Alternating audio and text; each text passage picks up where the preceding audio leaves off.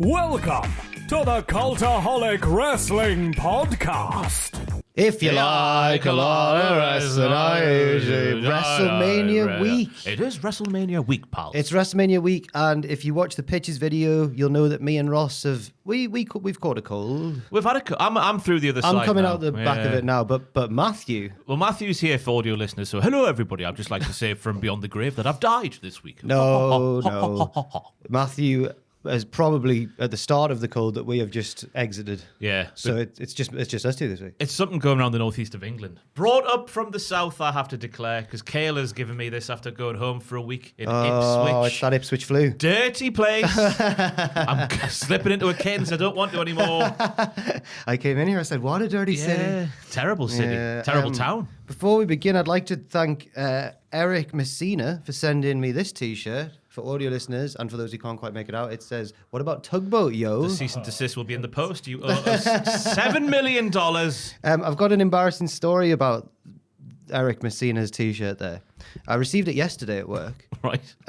Without thinking, just threw the packaging in the bin. Got to today and thought, I can't remember his name.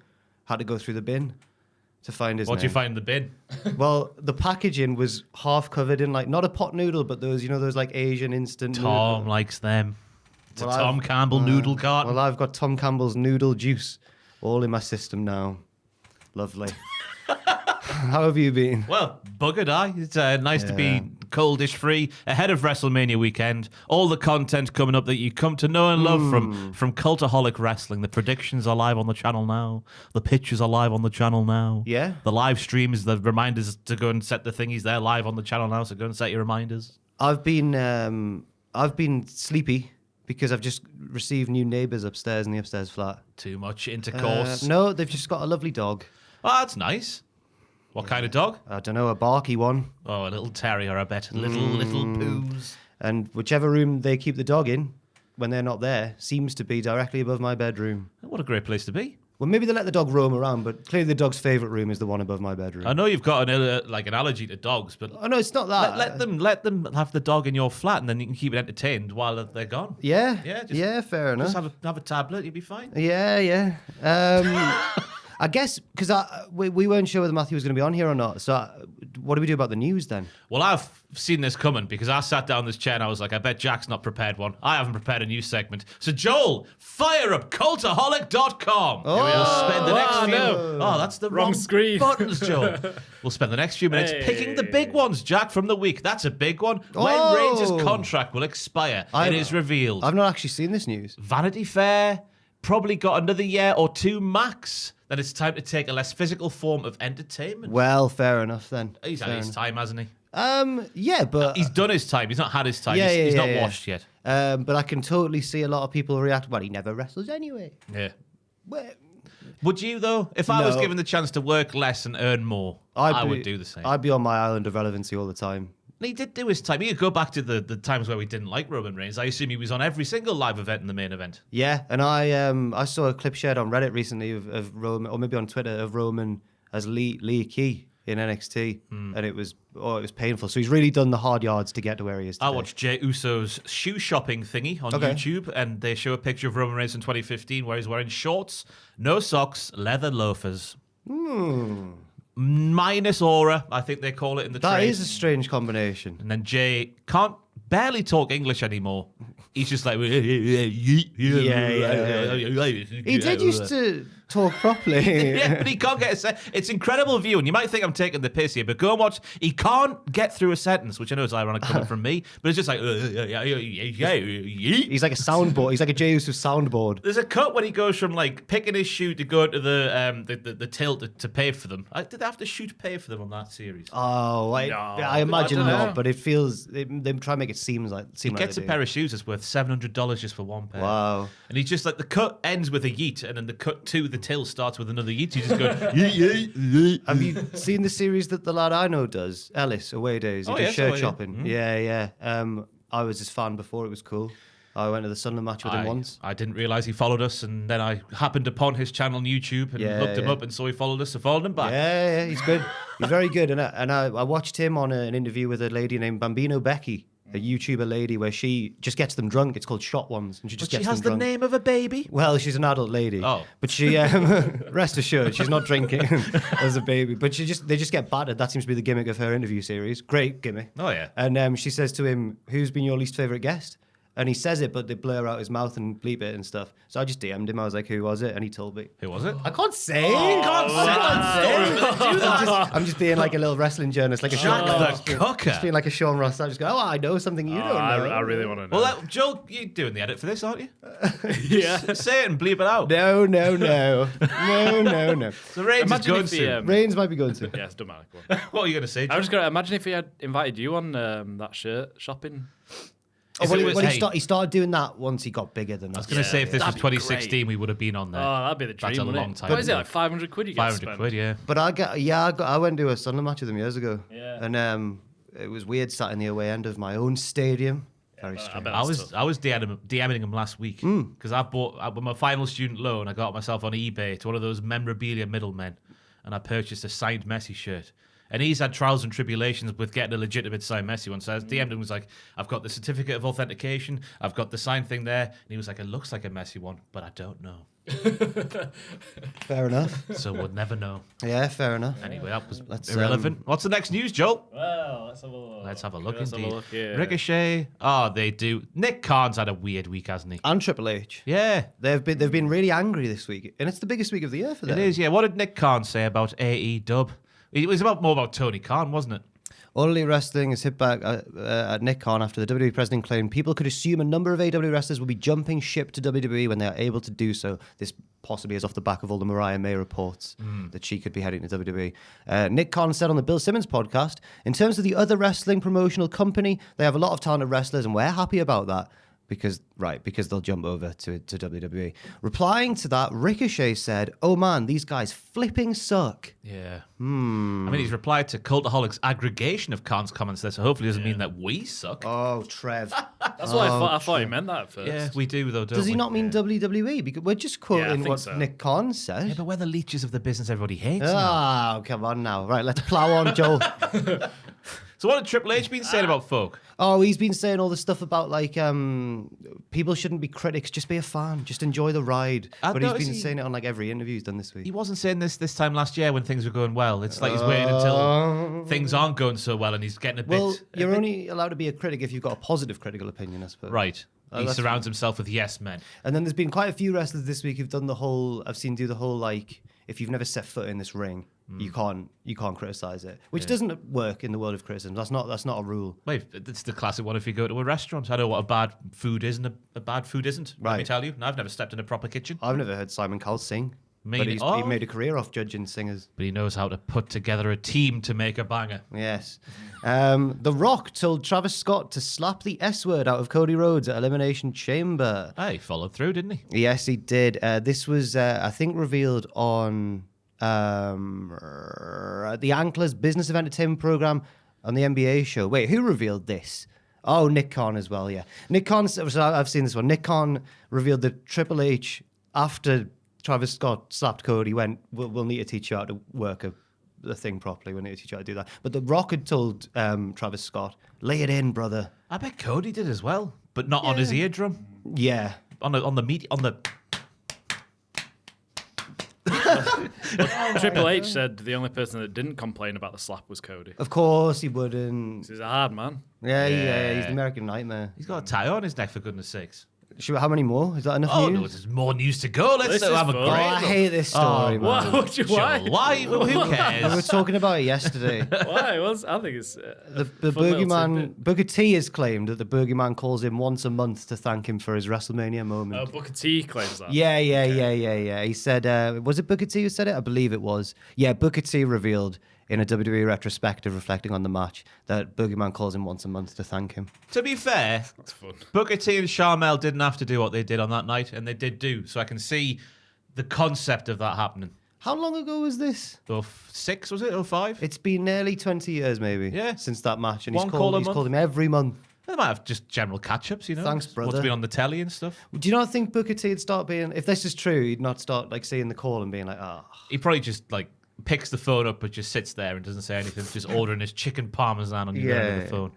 CMLL will take on the combined forces of All Elite Wrestling and Ring of Honor at a special event at the historic Arena Mexico on June the 17th. Lovely. It'll be one night before the recently announced AEW Grand Slam Mexico on June 18th, and it'll mark the first time AEW as a company will run shows in Mexico. Good for them. Good for them. Expanding their horizons. Yeah, is that enough now? Yeah, No, there's huge news. What? I'm sure there's loads of news. Okay. Was there not more news at the start of the week? WWE benches Omos. There's the Oh, Omos stuff. this comes after Triple H claimed they don't bench. Or was it Nick Khan who claimed they don't bench people? Yeah, and I think it was Sean Ross Sapp who rightly pointed out the sort of the inherent hypocrisy of, because they were saying that AEW benches a lot of people. Some people were saying that, I think. Yeah, there you go, Nick Khan. Nick Khan, No, that's something we won't do. Bench people, he said to Bill Simmons. But they recalled Omos from his time in Noah when he was Yeah, he was doing stuff. going to do stuff, yeah. It's like bringing a player back off loan and then not playing him. Yes, it's exactly like that. That might be it, though, you know. There we go. Is that the big news of the week covered? Josh Alexander's officially signed with AEW, but we'll talk about him later on. Strange debut.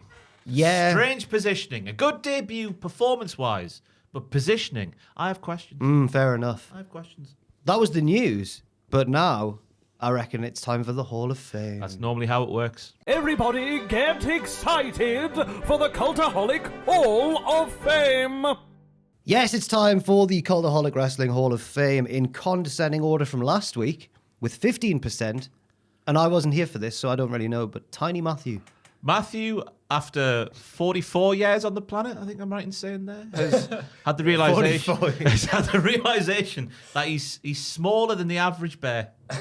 He went to a wedding, and someone who was taller than Matthew took a picture of Matthew holding a kestrel, an actual kestrel, and Matthew realized that from the perspective of the picture, that's how people who are taller than him, which is most adults, see him. So called himself Tiny Matthew for Hall of Fame. Just from the perspective or the angle, just from the picture, would you think it was a man taller than like us? Oh, yeah. Oh, good he's like 6'2", 6'3". Well, then Matthew needs to learn that it's not everyone who sees him that short. We still look little. No, He's a I little don't- man. no, What, no. 5'8", I was saying? 5'9". Maybe, but no, because we're 5'10". Yeah, that's what I mean. He is a little bit smaller. A little bit smaller. But that's still the average height for a man, isn't I it? saw over someone here? on Twitter was doing all them. Sorry, I can't remember who it was, but was doing those AI action figures of us. And not only was mine very ugly, but also listed as 5'7" on the box. Oh. 100% true. 100% true. He's such a small man. I don't get it, Joe.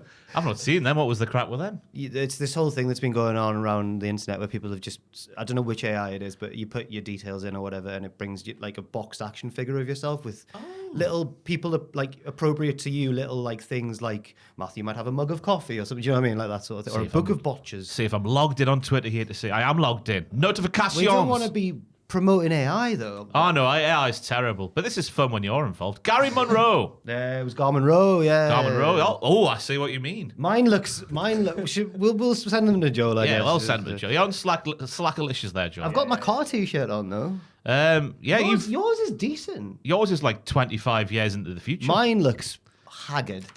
I look awful. Anyway, Oh, we're gonna. Oh, just promoting your own Twitter there, Joel. yeah, fair enough. Always liked it. Oh, bloody. He's liked a Mo tweet comparing Salah. himself to Ian Sterling. I've sent you it there, Joel. There Don't look we- at the screen. Yeah, don't look at this screen. What? Okay. Got my Hall of Fame spoiled. Oh. This is Garmin Rowe. This is the AI stuff. Hey, that. No, look at mine. No, look at mine. That's pretty. Yeah, yours is old looking. Look at mine. Look Oh at the my state of God. him. Who's that? Well, I'll take that. I've got funny. 2 Smithies, a microphone, a bottle of water. You've got a car T-shirt on. That's funny. I've got a car T-shirt. I've got a bottle of water. I've got a Sunderland kit. I've got a Football Manager book. What's all that game. next to Football Manager? A poo? It looks like a poo. Yeah, what is that? Is that a little poo? What is that? Is that mine testing? I don't know. Anyway, Very strange. Is it a ring that goes around the phallus? It looks like Maybe. there's a laptop Matthew. because of taking the laptop to the Italian restaurant. It does look small there. that face. Yeah, a good one. What's that water? Is he always drinking water? We all have water on the We podcast. all have water. Yeah. Maybe they've just put a picture in of us. Isn't AI fun? He's also got one of those things at the bottom that I have. Yeah, what's going It on? looks like a stethoscope. Is it the then. microphone? Is it what AI thinks the microphone is? Maybe. Potentially. Yeah, it could be, couldn't it? Yeah. Anyway, That's Yeah, good. they're fun, aren't they? they're good. Yeah. Yeah. We don't condone AI though. But yeah, Matthew's small is what we learned last week on the podcast. In Well, not small. He's smaller than Yeah. People who were above average height. In second place, Smashed Jam, 22%. Great story. Up the jam. Justice for jam. Is your pick? That was mine, yeah. You smashed some jam. I made some jam for my mum for Mother's Day. Oh. And then I took it back home. But before I went home, stopped off in York. I had a day out in York. And I was showing my friends the jam. I went, look at this jam, Waving look it at this jam. We were in the beer garden, and then it just fell out my hand. Just smashed on the floor. It was devastating. You And make us so- some jam for her birthday or whatever's next. Yeah, I'll have to. Oh, man. That's This is very sad. Plastic container. Yeah, that'd have worked. That'd have been better. But Spite has won the day because I've seen here that the winner of the Hall of Fame is the infamous Lawrence Taylor versus HBK match at WrestleMania 11, 63%. My hands were tied last week because not only when I walked in the podcast studio did Joel go, you should nominate this for the Hall of Fame, but also when I woke up on Thursday morning last week, Owen Mawson had replied saying, have you seen the comments, la? Look at the comments on the video, pal. So I did, and everyone loved that, so I had to go in. It's just sad, isn't it? Because you made mistakes in that video as well. No, not as egregious as that one. And I merely mixed up the main events of 7 and 8. And I mixed up the competitors of WrestleMania 11. You put the sexy boy Shawn Michaels in the main event of 11. It would have been a great match if it was real, but it wasn't. And it was a funny moment, I suppose. Ross, what's your Hall of Fame pick this week? Bit nervous. Sometimes in this world where we are, as Cultaholic Ventures Limited, world-renowned, respected journalists, you have to go hunting for a story. Sometimes the story presents itself to you. What's this going to be? We'll talk about this more in the mailbag segment, so we'll give credit where it's due in the mailbag segment. But I've got my Hall of Fame nomination this week is this story. Told in picture form from Jack's night out in London. No! So Jack's night out in London starts with fist bumps with the fans. It's all going well. No, I don't want to do this. I don't want to do this at It's all. nothing too. It's funny. Ah! It's the right side of funny. But you know how terrifying this is because I don't remember everything from this. I would, if it was too much, I would not be sat here doing this. Oh, God. Picture number 2, Joel. We go from lovely fist bumps. He's having a nice little conversation. They're good photos. Look at Mark Henry up there. Look at that tit. And then he knocked him over, he's saying to the fans. Oh, in the no, crowd. this is bad. Picture 3. Yeah, good one. That's There's good. Mark Henry. I took him down. Good angles over there. Having a good time still. Number 4. Stop it. Yeah, okay. I know you think I'm harder than Mark Henry. I know you think I'm harder than Mark Henry. Joel, quicker. Number 5. Oh, quicker. Stop it. Quicker. Yeah. Oh, What's been said someone there? said something bad there. Oh, that's happening? outrageous. I don't know. Yeah. Oh, you don't know? I thought you... I don't remember. I'm sat down somehow, I think, there. Yeah, I don't know what's going somewhere. All right. So you disagree with the initial point, but then had a moment of clarity. That's fair enough there, pal. God. Maybe Mark Henry could beat me Oh, up. And then we Christ. realise the camera's on us, and we have a little cheeky smile. That's nice. I That's a nice hate photo. this so much, man.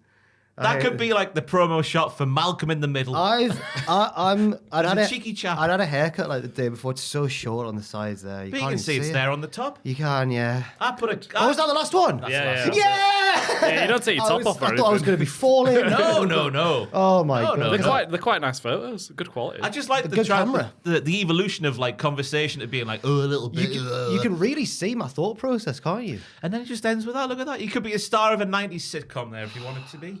That could have been awful. That would, my heart was in my mouth there. I wouldn't poke that bear if it was. Don't you worry. So there we go. Oh my god. Right, I'm shaking. Oh, I don't know what to call that. It was just a funny series of pictures in a row. But you said there's more call in it the that. mailbag, did you? There is more in the mailbag, Okay. but it's not incriminating. It's all fun.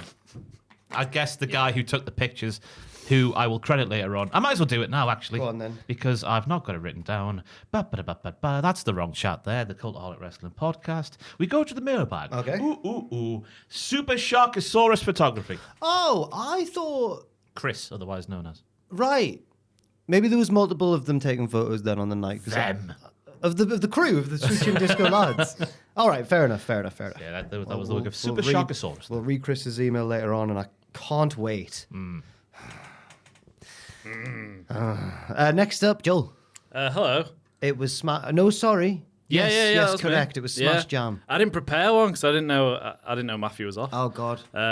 But I will. I went to I went to Liverpool this weekend. Liverpool. And I went to a game at Anfield. It's my first game at Anfield. Oh, really? Sat in the cop. Disgusting. He's finally gone to a Claims Liverpool he's a man. fan. Sat in the cop end. Well, I didn't sit. Stood the whole time. Yeah, the atmosphere, that famous cop atmosphere. Yeah. But so my girlfriend's friend's granddad got me a ticket because he's a season ticket holder. Oh, nice. So he gave me his ticket. So I'll nominate Grandad Bob. Oh, Grandad. Because he's a lovely, good pick. lovely man. And we went to his house. He's got a big fish tank and a dog, and it was just lovely. He's a lovely Koi man. carp? What we got in the fish tank? I don't know. So he's from Liverpool. Yeah. Is He lives like 10 minutes from the stadium. Is your girlfriend a Liverpool fan? No. Well, she flips Right. between Liverpool and Newcastle, which I don't like. She knows. She knows. She mustn't be that into She- football if she no, can she's flip not. comfortably. Is That's she- all right. She is more Newcastle. Is she though. Scouse then? No. Oh, she's right. She's from London. Oh, what's going on? It's all over the place, isn't it? Yeah. I think her dad supported Liverpool, and then most of her family does. Fair enough. But she's got mates in Liverpool. We went to see them, and and then Grandad Bob was there. Oh, He was Grandad lovely. Bob. So I just want to say thanks to Bob. That's a good. Does Bob that's watch a- this? I hope so. That's a good pick. Thank you. And what was the score? 2-1. Oh, the West Ham. Was it Yeah, West West Ham. Ham, Oh, yeah, so you saw a win. Van Dijk got the winner. And now he's Very re-signed. dramatic. Yeah, now he's re-signed. Wow. Who cares? It was beautiful. Did we see Jacob Murphy score a goal he meant last Off night? from that by the way? angle. I didn't see it. I think he did mean it, You know, didn't Sandro, Yeah. he's done. It's a bit closer to the 18-yard line, like the one that goes towards the halfway line. But he's done it in from there. He's meant it as well. Oh, he? really? Yeah. It's incredible. And keep his Wow. near post. It's so good if you conceded it on FIFA, you'd be like, well, how have they done that? Yeah. Yeah. 5-0, wasn't it? Oh yeah. Jesus. We're gonna finish second. You see Eze's penalty? No, I haven't seen anything from last night. I like Eze as a player, but goodness me, you can't be doing bad. that with a He penalty. almost stops. And I hate when they do that. He basically stops before he kicks it. And then just clips it to the Yeah, keeper. it's annoying, Popey though, doesn't. He's waiting for Popey to go one way or the other, and Popey Right. doesn't. So he just tries to stroke it in, and Pope just falls on the ball. Yeah. Like he's very risky, catching a that. balloon. It's that gentle. Oh, yeah. Anyway, right, good pick. Thanks. Grandad Bob. Yeah, Grandad Bob. Nice one, Grandad Bob. I'll go for. I've had just logistically, just with the ease of day-to-day life, I've had quite a bad week because like my boiler's been just messing up in my flat and everything. That's hopefully been fixed now by Skippy, the handyman. Lovely man. No, he's Australian, you see. So you called him that? Or is that his name? He has been introduced to me as Skippy. By who? By him? By the woman in the the day I went to pick up the keys, he just happened to be in the office. So the woman was like, "Oh, this is Skippy, by the way." Oh, it's a Skippy, yeah. Yeah. Anyway, that's not. So I thought, oh, what a hard week it's been. Like God's like it. Sometimes I'm having a cold shower. This isn't good. It was crap.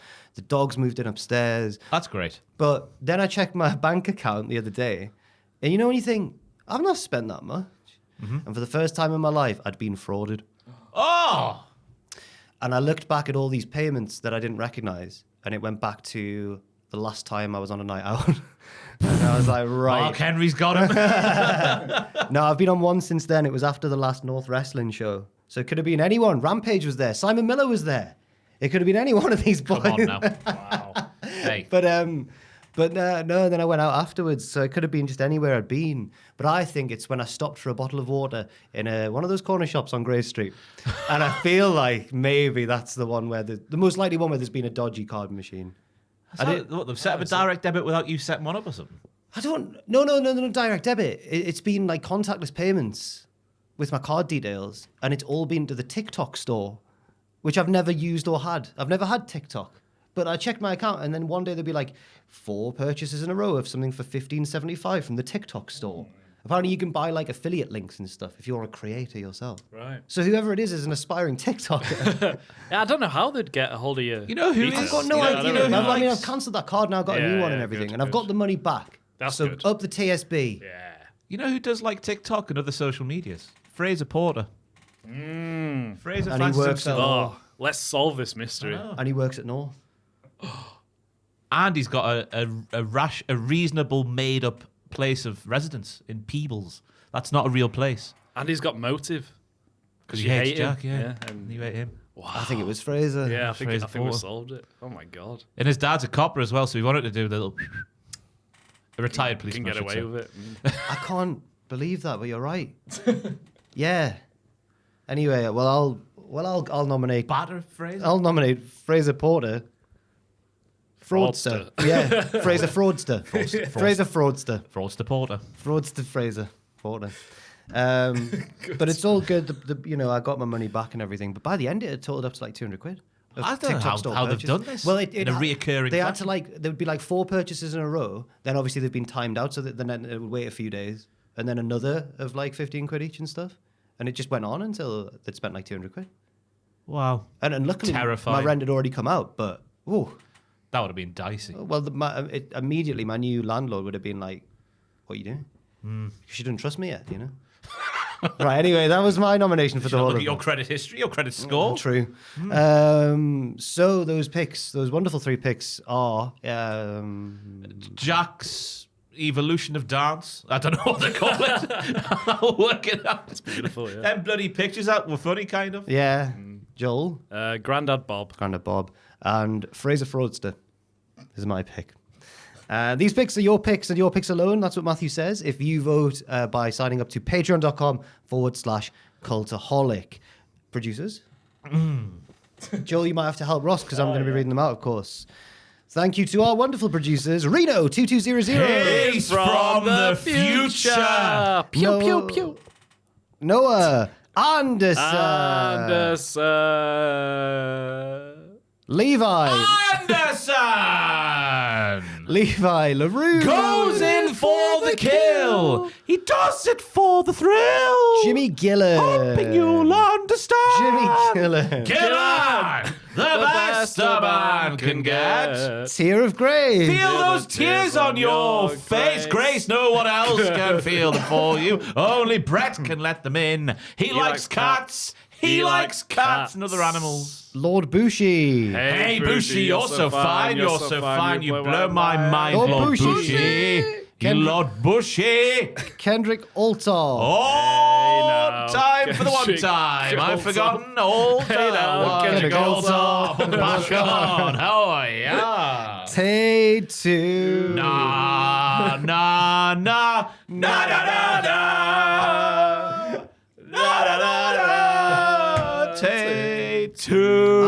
And the newest addition, who I missed last week because I wasn't here, Jake Rowan. Now I know you'll be loving this poo right here. A.K.A. Jake Rowan's right here. Yeah, keep rolling. Jake, come on. We get Andrew in here really because he can't do it proper like. Yeah, he's good. He's good. But I assume he's busy. If only we could fly. Take him to the Matthews Bridge, you bastards. My generation. Right, okay. Limp That- Bizkit, they are fantastic. I think I heard a beeping noise there as if the camera had turned off, but I don't think it has. I think we're still going. Still here. we just yeah. rocked too hard. Limp Bizkit are timeless. Yeah, Yeah. they are, yeah. They have not lost who they are over how many years. I know Fred Durst. Is he still a dick? I think he's self-aware now. Because he does okay. come out dressed like a grandfather. Dad style. Oh, I dig their sound, you know, chaps. Jesus Christ. And that was the Hall of Fame. That says this week in the wrestling. It's this bloody week in the wrestling. This week in wrestling. I'm not on the right page, Ross. I'm not on the right page. go. I'm not on the right page. SmackDown. Here we go. No, SmackDown. Nick Aldis opens the show. Don't get it, me, sometimes. You know when something just pops in your head and you have to say it out loud and you wonder why you've said it out The loud? Batman theme, because it rhymes with SmackDown. Stupid, isn't it? Just No. stupid nonsense. No, it's podcasting. It's comedy. Nick Aldis opens the show and brings out Randy Orton, who RKO'd him last week. No, Orton. Orton. This is the first bit of This Week in Wrestling. Orton knows that Aldis took the attack very personally, but he was always going to take an RKO at some point. He paid the bloody fine for it, didn't he? Last time Orton did this, he paid double the total because he knew he'd do another one. So he's already paid in advance, and now they're even. But Randy needs Aldis to find him an opponent because this WrestleMania will be his 20th WrestleMania match, as we learned on the quiz we did with Owen. Oh, yes. Even if that means Nick getting his boots back on himself. Nick doesn't seem like he wants to do that, but he says he doesn't need Randy's money. He needs his respect. I disagree. I think he looked pissed off all the way through this. Oh my God, he's going to do When it. Orton, well, I don't know, they're going to do Solo Sikoa. Oh, aren't right, they? yeah. But when Orton was doing his entrance, the camera was lingering on Nick Aldis going like, I'd be annoyed. He hit him with his RKO. Orton says he does respect all this, but if he doesn't get a WrestleMania match, he might just have to apologize to Mickie James for whatever he does to her husband. No, Mickey. Solo Sikoa interrupts with Tama Tonga. Solo mocks Randy for not having a match, which provokes Randy into a brawl. The numbers game is too much, but LA Knight runs out and helps Orton clear the ring. He challenges the heels to a tag team match later on, and Aldis makes it official. I tell you what, on paper, with no stakes, a Solo Sikoa versus Randy Orton matchup could not interest me less. I don't know about you two. If Solo beat him, it would be quite interesting. Would it? Yeah. No. Yeah. There's nothing interesting about There's that match, nothing, I is don't there? think. Their styles are too similar for me. It'll be a slow match as well. Yeah. It'll just be- Yes. I feel like I was the only person who enjoyed Cena versus Solo as much as I did. I really liked Solo versus Cena. But I thought that maybe that's Cena's best match since his return. Potentially, it's in the probably. conversation. It's not the probably. theory one. No. But I suppose Cena might match up better with Solo than Randy does in terms of a thrilling It contest. just doesn't sound exciting, does it? No. It's clearly they've run into an issue with the Owens injury. Yeah. And I have to assume that it really is a real injury because otherwise they wouldn't be doing they're scrambling now. I'm surprised you mentioned this. I was shocked when last week Matthew mentioned that he thought it might, just because it happened on television. Oh, pal. I think that it's true. Yeah. I've seen theories that it's not. But I'd have to assume it was true. I think it's 100% true. 100%, thousands percent. I hope true. I would love it not to be because obviously we'd have more Kevin Owens and everything. But it's And why would they take away the prospect of a punt for Solo Sikoa for Kevin Owens to interfere potentially if it's not real at the end of that match? That doesn't make any sense, does it? But yeah, I'm more on board with the Aldis one because Aldis, they were lingering on him, his facials and whatnot. He looked annoyed at what happened on last week's SmackDown. There's the long-term cinema there of the forward paid fine. It's long-term cinema. I think it'd be interesting. I don't know if Aldis if he doesn't wrestle again because he doesn't want to or because he can't. I don't know. Orton. Nick Aldis. Sorry, yeah. Aldis, yeah. I assume it's just because they didn't see anything for him as a wrestler. Yeah, maybe. I think he's exceeded expectations massively as the GM in terms of his charisma and his promos and all that sort of thing. So I think him as having a one-off match when we're sort of backs against the wall here. Yeah, same. I think it's very, very justified. Very good. Yes. There was a lot of long matches this week on various different shows. Liv Morgan and Raquel Rodriguez watched from ringside as various different tag teams take part in a gauntlet match to earn a title shot at WrestleMania.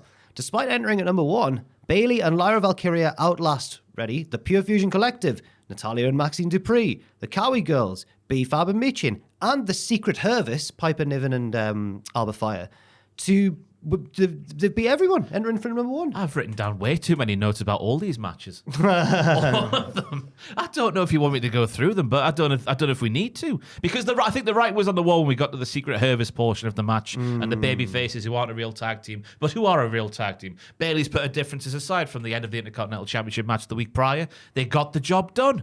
But it was good. That last fall, especially as it got deeper and deeper and deeper, Piper Niven kicking out with stuff, all the things that happened. I've got a paragraph that big written down about that final fall. It got better as it went on there. Someone enjoyed it even more than you, and that was Shawn Michaels because he just ripped it off on NXT this week. I was shocked that 2 happened Yeah. in such close proximity. Me too. The champions get in the ring after the match for a quick stare down with their exhausted challengers. Yeah. I think that this is a little tease and it's not actually going to be a title change. Yeah, me too. One of them's going to turn on the other one. Yeah, it's just weird that the Women's Intercontinental Champion is in this tag team thing. It's weird that Chelsea, who was at ringside obviously for the final fall, the Women's United States Champion, has nothing planned for WrestleMania. Apparently she was pitched as being the host, but then that was taken off the table for some reason. I think it was Fightful was saying that earlier this week or last week. Okay. It seems odd that both of them are doing nothing on WrestleMania when you got 2 nights and you got 3 hours of a kickoff show and all these hours to fill. What, neither of those mid-card belts have been defended? Yeah. Yeah. I mean, Lyra is doing something, but she's not Not with the title. with the title. She's turning heel for us. That's what she's doing. I would be inclined to think that way as well. I would like her to turn heel. So would I. Yes. Like a Valkyria. What else was there in these matches? Just trying to think if there was any sort of highlights. They just got more and more exhausted, but got braver and braver as it went on and beat all these other women. Yeah, the Cowie Girls were impressive. They hit their double drop keg stand, but that was broken up. Maxine Dupree nailed everything, including a Fisherman Buster with release. She got good reactions too off the backwards caterpillar that she did, the Rallip attack. That's caterpillar backwards. That's good. Yeah, that's great. And then we had the Shayna stuff at the start, which I saw people on Twitter going wild at because she was wearing jeans and it was a shoot fight. And I was like, well, yeah. Oh, I thought they were real. annoyed because she was grappling. Yeah, it felt real. I don't know what these modern wrestling fans. Was it Zack Sabre Jr. who once said that reading Shakespeare to a dog is wasted on the Shakespearean? Yeah, that's what he says.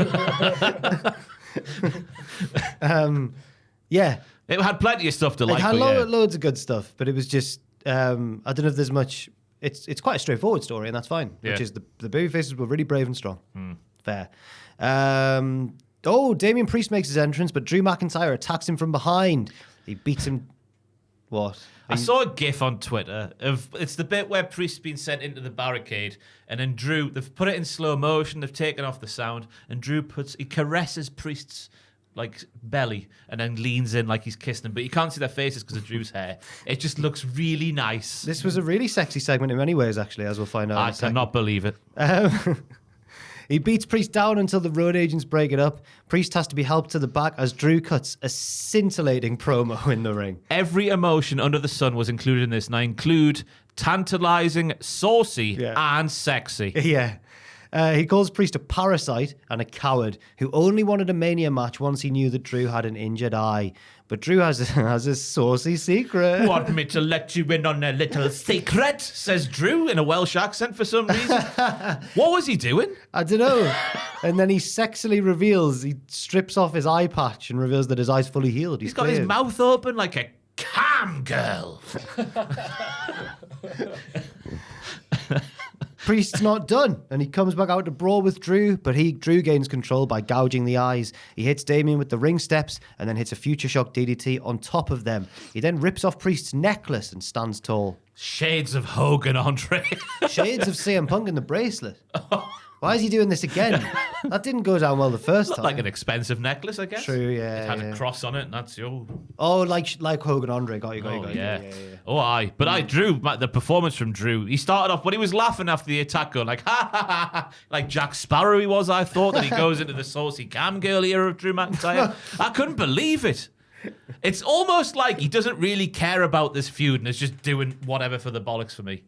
I was talking about this with Adam and Andrew the other day because they were making their predictions, and I was like, "Who have you got for Drew and Damien?" Now I don't even know if the predictions video has gone out yet. I think they've both. It goes live on a Thursday. I think they've both gone for Drew. I will go for Drew as well. Yeah, so would I. Really? Yeah. So I am left field here. I was thinking Priest. Why? Just because Drew got the better of him here, but Priest on the windshield, didn't he? Yeah. He's had his... And Priest beating him like 3 times. I don't think either of them will be Yeah. involved in the main title picture after WrestleMania. No. So I think Drew, just because it's Drew, will get the win. Well, they love Priest though, don't they? They do love Priest. Triple H loves Priest. He does. But I reckon Triple H will love sexy Drew as well. Fair enough. What was he doing? We've never seen anything like this before from Drew McIntyre on camera as far as I can remember. No, I can't remember this exact brand of sexiness from Drew. He's usually more smouldering and intense. Yeah. Yeah. Get him in line with Pretty Deadly. That's what I want after WrestleMania now. I can't explain what he was doing, Ross. I'm sorry. Give it your best impersonation. No. When he says No, you want me to let you in on a secret. I don't want to. What does he do? He has the finger up. I and can't even everything. remember what he said, how he said it, but it was. I just remember being unwilling to rewind it and watch it again. I was like, oh. I watched it several times. I couldn't believe it. Didn't know he had it in him. Backstage, DIY watch a replay of their loss last week and complained to Pretty Deadly about being screwed. They believe there's a conspiracy going on in WWE to keep DIY down. Pretty Deadly don't agree. They think that DIY have gone crazy since losing the tag team titles. Pretty Deadly leave and the Motor City Machine Guns, raise your fists, arrive. They're ready for their title shot next week. There isn't a conspiracy against DIY. It's just karma. Everyone in this segment was a nerd. Yeah, especially Johnny Gargano, who I thought was extending the olive branch to Matthew of Botchamania fame.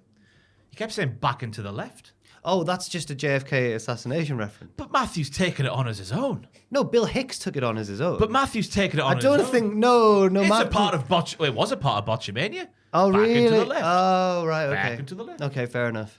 I haven't watched Botchamania in a little while. No, but no, I do recall that now. Well, that one fell flat. No, fair. I agree with you. They're I all thought nerds. it was just because they were talking about conspiracy theories, JFK, back into the left. He was murdered. Yeah. Oh, yeah. It's more humor in him that's the. Oh, yeah. Like an exclusive reveal right now. The Yes. Menendez brothers. Oh! One in the book depository, one on the grassy knoll. We were there. Not in the 60s, but in 2016, me and Ross were there. We saw where he got. did. he got Oh, shot. really? Yeah, In the yeah. place? Wow. Ross was dressed as a king on the streets of Dallas. That was horrifying. it was a tricky video to film, I We must took say. a couple of turns down streets that some wise boy should not be dressed as a king. God. Right. Because my goodness me. He was getting I got heckled. lucky. It was like you know in a GTA game where like you walk down the street, pedestrians just heckle you. What are you doing, man? It was like that. America is a computer game. I couldn't believe it. It was horrible being there. It was horrible even being there We with did him. the Kennedy thing and where he got shot. Oh yeah, yeah, Mr. Oh, wow. Kennedy. Jesus. yeah. Great Yeah. times. Like 800k views on that crap video. What a time it was. It's all worth it then. Yeah. No, it wasn't a crap video, Ross. Sorry, It was good. awful. Let's not get. There's no talent involved there. No, there it's was a a bit- fat Englishman no. dressed as a king going, "Oh, isn't it can big? Ooh." It was Ross. It was I think called Ross Does Dallas. And it was just Ross that's learning good. all these things. There was a bit where you bopped me with your scepter on the head. That a was good bit. really fun, That was wasn't a it? good bit, yeah, I don't know yeah. why that happened. Can you remember? No. I didn't sleep for several days that trip. It was inhumane what they were having us do back then, wasn't it? Yeah, but they sent us to WrestleMania. It was the first one I'd ever been to. I would rather have a good night's sleep. Now you would. But in your early 20s, though, back then. Yeah, you could just yeah. Back Back into the left. I'm not enjoying Pretty Deadly as baby faces. Sometimes I am, sometimes I'm not. Okay. Like, for example, the stuff with The Miz, like, oh, you're just a tag team equivalent of Leonardo DiCaprio. That's a good line. It's like Tyler Breeze-esque. Here, when they're just like, well, you're just silly. I know. It's nothing of a nothingness. Ray Phoenix is out and wins a singles match against Berto of Legado del Fantasma. After the bell, Santos Escobar makes Berto shake Phoenix's hand. He reluctantly does, but then storms off with Angel, his tag partner and cousin. Santos stays in the ring and again congratulates Phoenix. And that's not the end of it. We'll get a bit more later on. Oh, I can't wait for this storyline to get going. Because we've got now a lost mid-card act being given the opportunity to leave by another lost mid-card act so they can continue being a lost mid-card act. This could be their ticket upwards. This is Andrade extending the olive branch to Yeah. a shagging cousin. The shagging cousin initially has gone like, "What uninterested? You just mind your own business." But this match here was interesting again, I thought, because Phoenix got battered. Phoenix did get battered. Is that what you... Yeah, I there was thought a- this watching it as well. There was another chance that he would be upstaged by Berto, like he could have been upstaged by Nathan Fraser the week before. The choice of opponent's been interesting. He did get some nice things in there, did Berto, like the little P right to the jaw while Ray was on the ropes. The little P. The Chicharito. Oh, right. Translation, isn't it? I think I remember that from back in the day. You seen him now, by the way. The footballer. He looks like Stone Cold Steve Austin. Javier Hernandez. Really? Joel, Chicharito 2025. It's incredible. Saw it on Instagram the other day and I could not believe my Like, eyes. is he massive? What about what? Chicharito. Javier Hernandez. Chikorito. Javier, yeah. Chicharito. Little P 2025. Elsewhere in the look at it. Oh! I saw a more closely Oh, shaven one than wow. that, where he looked more like Stone Cold Steve Austin. He's typed in says- Javier... Yeah. Has he got an Insta? Do you really take the wind out these bits, Joel, with this What? inadequate searching from you, Joel? Come on, learn computers. Wow. Cali? Wow. What does that mean? I don't know. California? Wow. Yeah. He's in Yeah. San Diego, yeah. That was Yeah. not worth it. 619. Nice corkscrew thing over the top to the floor as well. A Frankensteiner after some rope jumping from Ray. He got his stuff in there as well. A lovely sell off the boots to the face off the moonsault attempt from Berto, which I thought was a highlight of the match. Lovely couple of kicks before the Mumaba, the Mexican muscle buster. Yes, good finisher. Yeah, very and good also, finisher. he also did his tightrope thing as well, which is always gets a pop. But I agree with you. This wasn't the time for it, as you would call it, a Triple H match where the heel gets 90% of the offense and then the face makes an instant comeback and I wins. still think it's working though, because he is still getting good reactions. It's Well, not he's- making him like too weak. No, he's fantastic in the ring, isn't Oh he? yeah. Wrestler of the Year 2019, Cultaholic Wrestling. We were there. We were there. Byron Saxton interviews Roxanne Perez outside the GM's office. She's an NXT superstar. She's drunk. She's on SmackDown. Aimless, just wandering down the streets. No, she explains why. She's on SmackDown because Ava still won't give her an answer about a match at Stand and Deliver. Well, that's not a surprise because Ava is disgusting. I am on Roxanne's side here. And Disgusting. it only gets worse on NXT itself later on. Why is she so flippant about everything? there's a bit, we'll talk about it later, but there's a bit where Roxanne storms off and goes, I'm the star, I'm a star, and you don't care about putting me on the card. And she goes, see you later, and does a hard hand like that. Sell for the heel saver. You can tell that she's... I thought they were going to gear up to get her involved in the match, Oh, which that- I I'd was like ready that, I'd for. like that, yeah. Imagine the tag team she of... teams with Roxanne. Yeah, little and large. That would be fantastic. Like Big Cass and Enzo, literally. I'm just imagining any of his hot tag, and it's not because we've seen her tag with the Schism, being the Rock's hot tag, just getting in right hand, spit, punch, rock bottom. What am I doing? Yeah, she must be awful, is what you're saying. No. Yeah, you are. No, I'm not. Because she was crap when she was in the ring with the Schism, and now they've not put her back in the ring still. So she must be still learning to She's wrestle. just a very fair GM. That's why she's got her position. She got Paul Heyman's blessing. Roxanne reminds us that she was the runner-up of this year's Royal Rumble match and would gladly compete for the WWE Women's Championship at WrestleMania. Even at only 23 years of age, Roxanne is a professional. She's more than ready to step in for Tiffany Stratton, who clearly can't handle the pressure. Tiffy overhears this, and they argue until Nick Aldis comes out of his office. Tiffy wants a match against Roxanne tonight, and Aldis says he'll think about it. And then later it is confirmed. So yeah, this felt a little bit like when back in the Vince McMahon days, they do a little bit of a storyline that would mirror sort of backstage goings on. But in this new era where we know they're feeding lies to the press sometimes, I don't know if this was just done so idiots like us talk about it as if it's a real thing. But Roxanne calling herself a professional, the implications made by Roxanne that what Tiffany did last week could cost her a WrestleMania match. Ooh, was this Triple H putting the behind the scenes thing on camera? I don't know. It felt like it was, but I don't think that we were really meant to believe that like Tiffy wouldn't defend her title at WrestleMania. It's, Oh, it was in the balance here. Okay. Well, they would want you to believe that, I guess. Yes.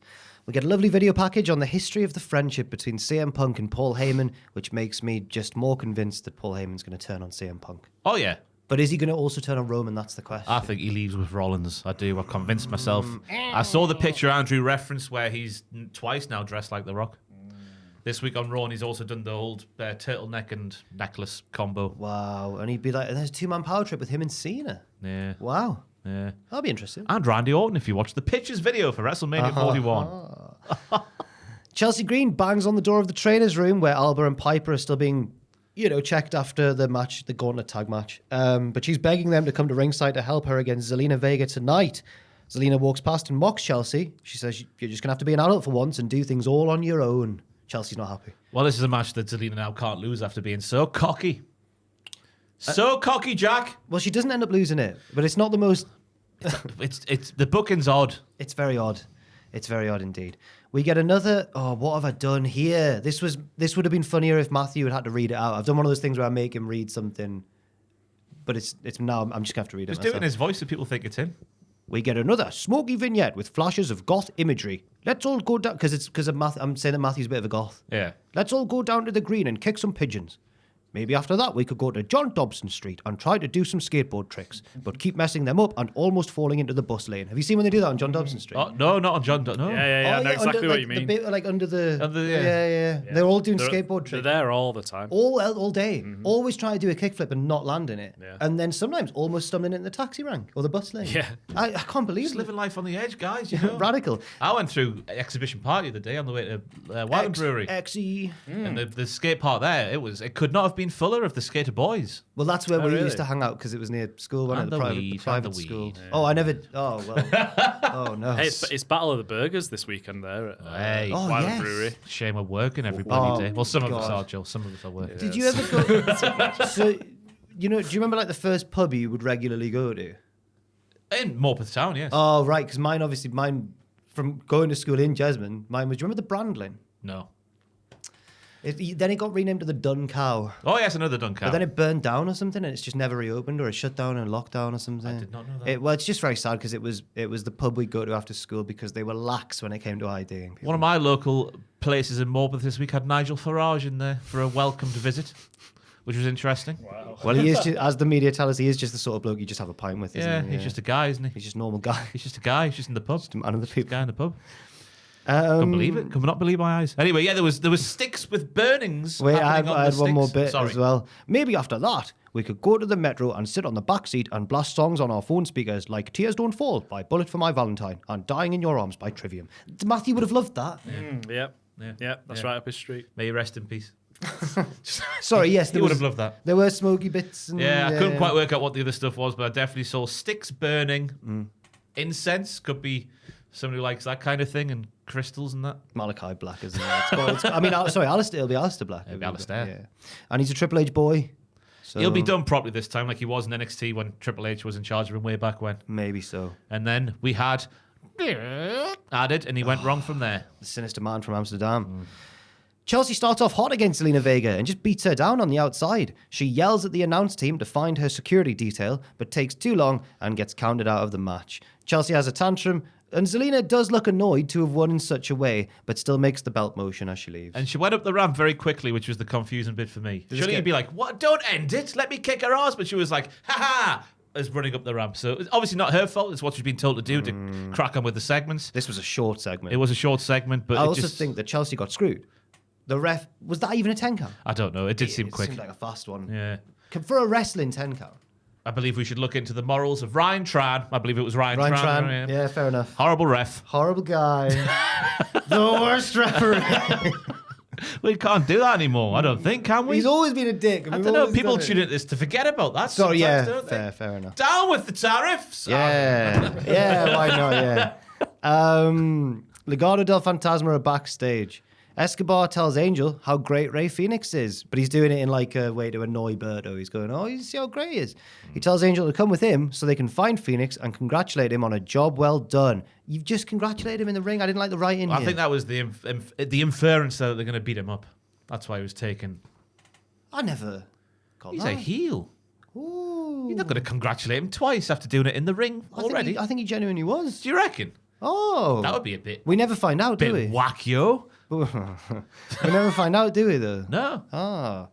After the break, anyway, we see that Andrade has stumbled across Berto and tells him, keep your chin up. It's all right. And Berto goes, mind your own business. Yeah. Extending the olive branch, like you say. I don't know what. It's you're going from one thing to the same thing in terms of card positioning, in terms of input from creative, making you a captivating thing. It's just going from the same thing to the other thing. Do you remember during the lockdown era when, it was Angel that Andrade teamed with, wasn't it? As like a one-off. Or like when there was like illness and stuff. And they had to I remember throw that Angel got brought in as Berto's cousin. But I think at one point we had a match of like Andrade and Angel versus someone. Potentially, I Maybe can't they remember. had a short-lived tag team. I remember Austin Theory and Brandon Vink, which I Yeah. think was Duke Hudson. Duke Hudson, yeah. Yeah, wow. We didn't even know. We didn't know how great he was, and we still don't know how great he could be. I know. But this, I don't understand what's going on here. I know. It feels like wheel spinning, doesn't it? Yes. We get an evil Naomi vignette. She says that Jade Cargill is a snake. If Naomi hadn't attacked Jade, it would have been the other way around eventually anyway. At WrestleMania, Naomi strongly advises Jade to proceed with caution. Caution. She's wearing caution tape. Attention. SmackDown 2. You remember them days? Yes. Caution. Wow. Attention. Jade gets her promo in return and says that Naomi's time has run out. When a star fades, it tries to steal the shine from somewhere else. Naomi's glow is fading, and she's just trying to stay relevant. But Jade isn't a rookie anymore. She's Naomi's biggest threat, and a storm is coming. Well, hey, put batteries back in then if your glow is fading. That's what I would say to Naomi. I much enjoyed Naomi's first heel promo where she was more deranged and we had the tear and whatnot. This was a bit more stereotypical with, I'm evil Naomi, snake. And then Jade's promos aren't ever the best, are they? They always sound the same to me. Like, Yeah, but she looks impressive and all that sort of Yeah, thing. But yeah. it's the natural story to tell, isn't it? I guess. a storm is coming might mean the return of one of the few superhero entrance theme cosplayers that I've actually understood before, which As is Lance Storms. no. She's going to dress as Storm from the X-Men All right. with the silver hair and I that. feel like she's done that. She has an AW, I think. Yeah. Maybe. Yeah. Maybe Yeah, she she'll did it do in that, she'll do WWE as that. well, but she's got to be doing Yeah, that. definitely. WrestleMania. Various old WWE title belt designs are placed on tables in the ring. Cody Rhodes arrives and adds his to the set. He shouts out Defy Wrestling because they're in Seattle, and that's the big promotion in Seattle. He says the WWE Championship symbolizes being the best in the world, but Cody knows that won't always be him. His match with John Cena isn't just a match anymore. It's about keeping the WWE title around for future champions. But Cena's trying to take that all away. On Raw, Cena said Cody's tattoo made him nothing more than a common fan, but Cody's fine with that. He has that tattoo and he wears this suit, not because he thinks he's somebody, because he wants to be somebody. That meant nothing to me. You got your own logo tattooed on your neck, pal. There's There's no defending that tattoo. I'm sorry, there's not. He references various former champions associated with the different belt designs. I think he mentions Bruno, Eddie, Undertaker. Then he gets to Johns and he stutters, doesn't he? He gets to the spinner belt. Cena doesn't think Cody knows who he is. Always says he's acting like a fraud and everything. But Cody knows exactly who he is. He's the WWE champion and John isn't. Cody thinks that maybe he can teach Cena a lesson.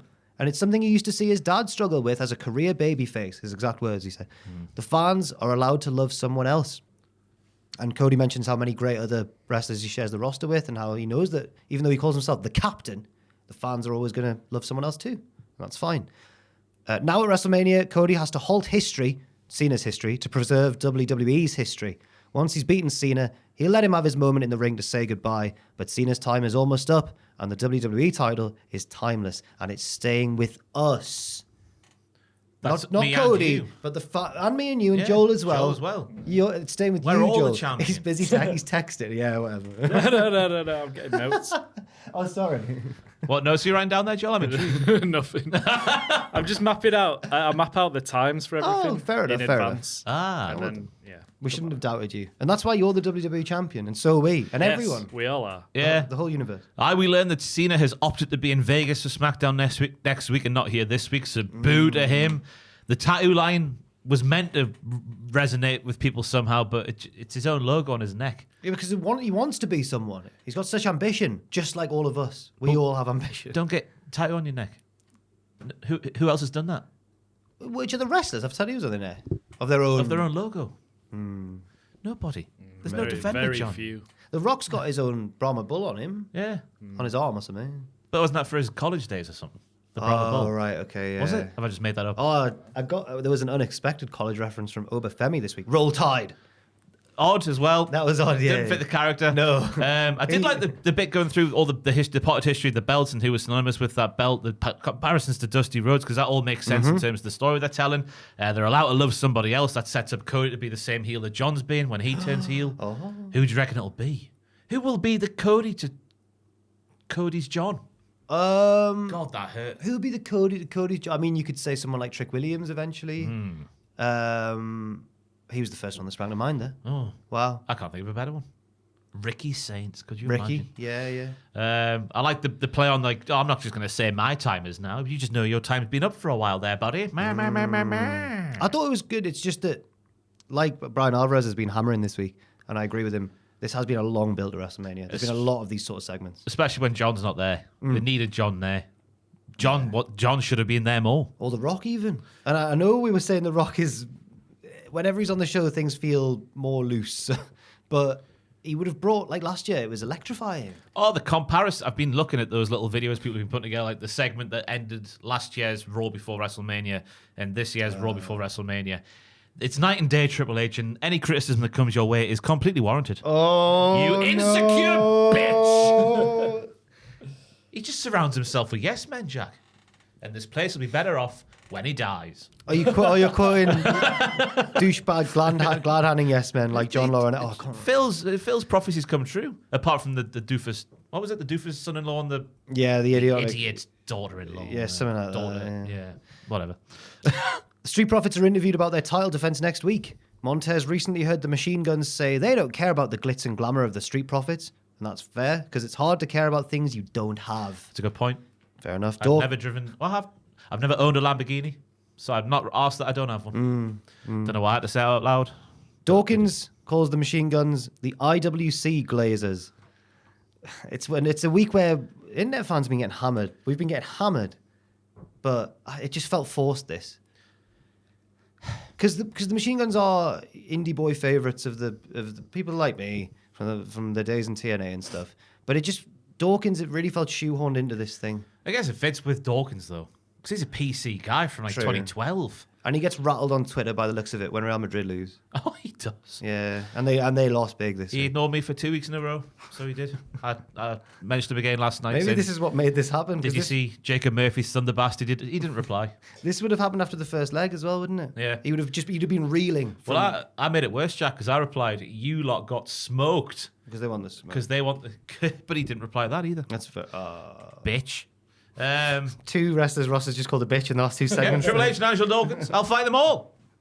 I'll fight them all. But yeah, it's been a weird week because it's been like, we don't care what the internet says. Oh, yeah. Get a life, you freaks, this, that, and the other. But then we're like, you're this, that, and the other reference to them. And what about WrestleMania 30 then, Paul? What about that then? What that great business the internet wrestling fan did for you that year, you prick. This week, I feel like we've been made to really feel bad for being fans of their product. Yeah, no, there's a difference though, Jack. You can be a fan, you can't be critical. You just got to go along with it and just say yes to the man every time. I'm saying it all right there. We sat through COVID and the government. Mello don't Miz interrupt, and they cut a promo on the. That's a joke, by the way. Mello don't Miz interrupt. And they cut a promo on the champions. Miz calls them an embarrassment because the titles aren't even being defended on WrestleMania. That's an insult to every former champion, including himself. And now he wants another reign, and he thinks it'll be easy to get it because now he's got the hottest young prospect in WWE on his side. Yeah, Mello was going along with it, wasn't he? Yeah, now he's on his side, yeah. Yeah. Aye. Let them breathe, big fella. Tez says to Angelo. Let them breathe. Yeah. Well, his hands. No, he was going to beat them up. Let them breathe. Oh, he stops him from going after them, doesn't he? He goes, it's easy. Let them breathe, big fella. Oh, I thought you said Tez said that to Mello. I thought you meant like let your fists breathe. Angelo. No, I think you did. I got it right. That's fine. Aye, that line there was good though from the Miz, even though it's not really up to the Street Profits, it's up to the Booker. Yeah, but you've got the other two sets of tag belts on there, so yeah, it makes sense. Yeah, fair enough. And you're right, it's not actually the Street Profits' fault. Tiffany Stratton has her match against Roxanne Perez and wins. Charlotte Flair ambushes her after the bell, though, and beats her down. And this was meant to look like a shoot attack. She throws Tiffy over the announce table and tries to continue the attack, but Wade Barrett gets in the way and says, Charlotte, you're going to get yourself fired. And Charlotte argues back, but does eventually leave. Good stuff from Wade Barrett. The voice of reason, not only for Drew McIntyre now, but also for Charlotte Flair. Yeah, he did it with Drew. Of course he did, yes. All his friends. All his friends. Because early in the night we were told that obviously Tiffany and Charlotte had been fined because of the promo last week, but Charlotte had been sent home from SmackDown this week, so she wasn't even supposed to be there. Yes. Why was she there then? How did she get back in? Well, she was disguised, wasn't she? She was wearing white jeans and stuff. Oh my God. It's incredible scene. Yeah. I thought she looked quite cool, and it made me worried that she's going to win. What? Because she was wearing jeans? No, just she was like, it was like a babyface attacking a heel. She was all vengeful and like, standing up like a kangaroo. That's what. No. Like that. Yeah. They've got huge chests and stuff, kangaroos. It's scary, isn't it? How many kangaroos do you reckon are in the world there, Joel? Oh, great question, Great Ross. Great question. A lot. I want a number, Joel. It's hard to... Last week we did how many chickens there are in the world. And billions. Yeah, you're right. There's more. What's there, like 7 billion people, 8 billion people? Yeah, something like There'll that. be more chickens than people. There were. I can't remember how many. Me neither. There were more than people. I was getting exposed to new terminology in terms of numbers.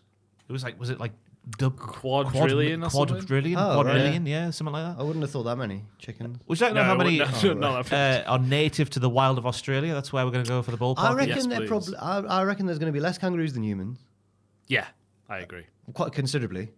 But Australia's a big place. Yeah. The bush is bigger than the habitated places. But it's quite sparsely populated. But how many kangaroos are there? Okay, I'm going to go with In the wild. in the wild of Australia. Apparently, this number has been subject to much debate. So it might be a lie. Right. Might not even be true. I think it's going to be shockingly low. I'll go something like 300,000. What? Yep. Wow, That's that is right. low. Come on, Joel, number. I'm saying like It's gone on long enough, this segment. 8 million. 500 million.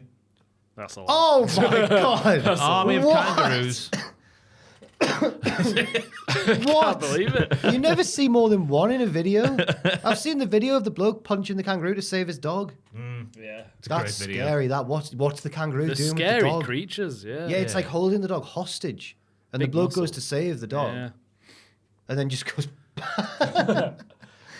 Hey. It's nice though. It's nice that he saved his dog. That's heartwarming. So Charlotte Flair is much like a kangaroo. That's where we got from there. She's gonna disembowel her with her feet. That's what Yeah. kangaroos do. Yeah. Hold Tiffany Stratton like a dog. that. Yeah. The match between Tiffy and Roxanne was good, though. The booking of Roxanne's a little bit inconsistent, but it makes sense. Because of her trials and tribulations with Ava. She got some good professional wrestling healing in there with the apron and the eye poking. Did Roxanne, I don't know what she did on the apron. I think she posed. That's what is in my mind, where she sits on her bottom. Yeah, She yeah. goes, I'm a heel. Looked like a shoot knee from Roxanne off the lion salt attempt, but she got straight back up to do a side Russian leg sweep Oh my God. A side Russian leg sweep off Brett's rope did her opponent, Tiffany Stratton. Nice transition out of the crossface to set up the PME. A nice little match there. And as you say, the attack from the end was so shocking. She wasn't supposed to be there. She was meant to be home. She was supposed to be home. Who do you think's going to win? I have no idea. Same. Logic would say Tiffany Stratton gets a star-making victory.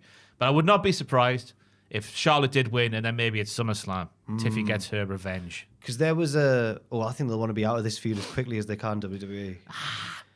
I think that there was a news report that said something along the lines, I think it was Fightful, that said something along the lines of like, even the recent sort of breakdown of professionalism between the two hasn't changed WWE's original plan. Now, Charlotte Flair will win. Well, that makes me think Charlotte Flair. I saw a thing saying Rick's going to be there. Woo! So that's either to have the presentation to John Cena for breaking the record, or does he do something similar with his little daughter? Next up, we learn what's going to be on either night of WrestleMania, which brings me to, Ross, the big question. What is the big question? Sorry, should leave gap for little intro thing. Which brings me to the big question. It's Cultaholic's Big question. The big question this week, Ross, is what's going to be the best match at WrestleMania 41? We'll go night 1, night 2, and then take a holistic approach at the end. Do you want me to get the All card the up? great scientists. Yes, please, Joel. Oh, yes, please, Joel. Hello, Chicharito. 5 DMs there, Joel. That's very interesting. That's a lot of DMs there. Hey, you stay out of my Can we have a DMs, little all look there, right? please, Joel? No, you can't. Has Liv Morgan been sliding in there since you're now a big celebrity? She might have been. Oh, yes. What a throuple that would be. Joel, Liv Morgan, and Drake. Drizzy Drake. And Dom. We learned he followed her on Hot Ones, didn't we? Ooh. Night 1, we've got... are we going to do like the reaction for each match? Oh, yeah. The War Raiders versus the New Day. Hump. Little hump. Yeah, okay, little hump. Rey Mysterio versus El Grande Americano. It'll go one of two ways. I think we all know who's going to win. Ray? It's going to be Ray, isn't it? Yeah, I think surely. Ray, yeah. Even though. Well, you Well, no, because they changed his location this week, didn't they? They retconned it. Did they? Yes. I think Ray will win. Yes. I think that the War Raiders will win because Big E will help. Yes, I agree. Yes. Andrew was so wrong on the pitches. Did they both? Oh yes, he said that Big E would turn heel, didn't he? Yeah. No, not for me. Jade Cargill versus Naomi. That'll be all right, but I think she's going to be a star-making victory for Jade, isn't it? There's no stipulation match on this first night, and that could have done with one, I think. Yeah. Maybe. A caution tape match. Yes. A crime scene investigation match. LA Knight versus Jacob Fatu for the United States Championship. I mean, I'm going to get all religious now because LA Knight's done for. He's gone. Unless it's over. Solo costs Jacob. Oh, don't, man. Okay. They wouldn't do that, would they? It's WrestleMania. It's time for celebration. This is going to be a heelish WrestleMania. It feels like it's going to be a heel-heavy WrestleMania, doesn't it?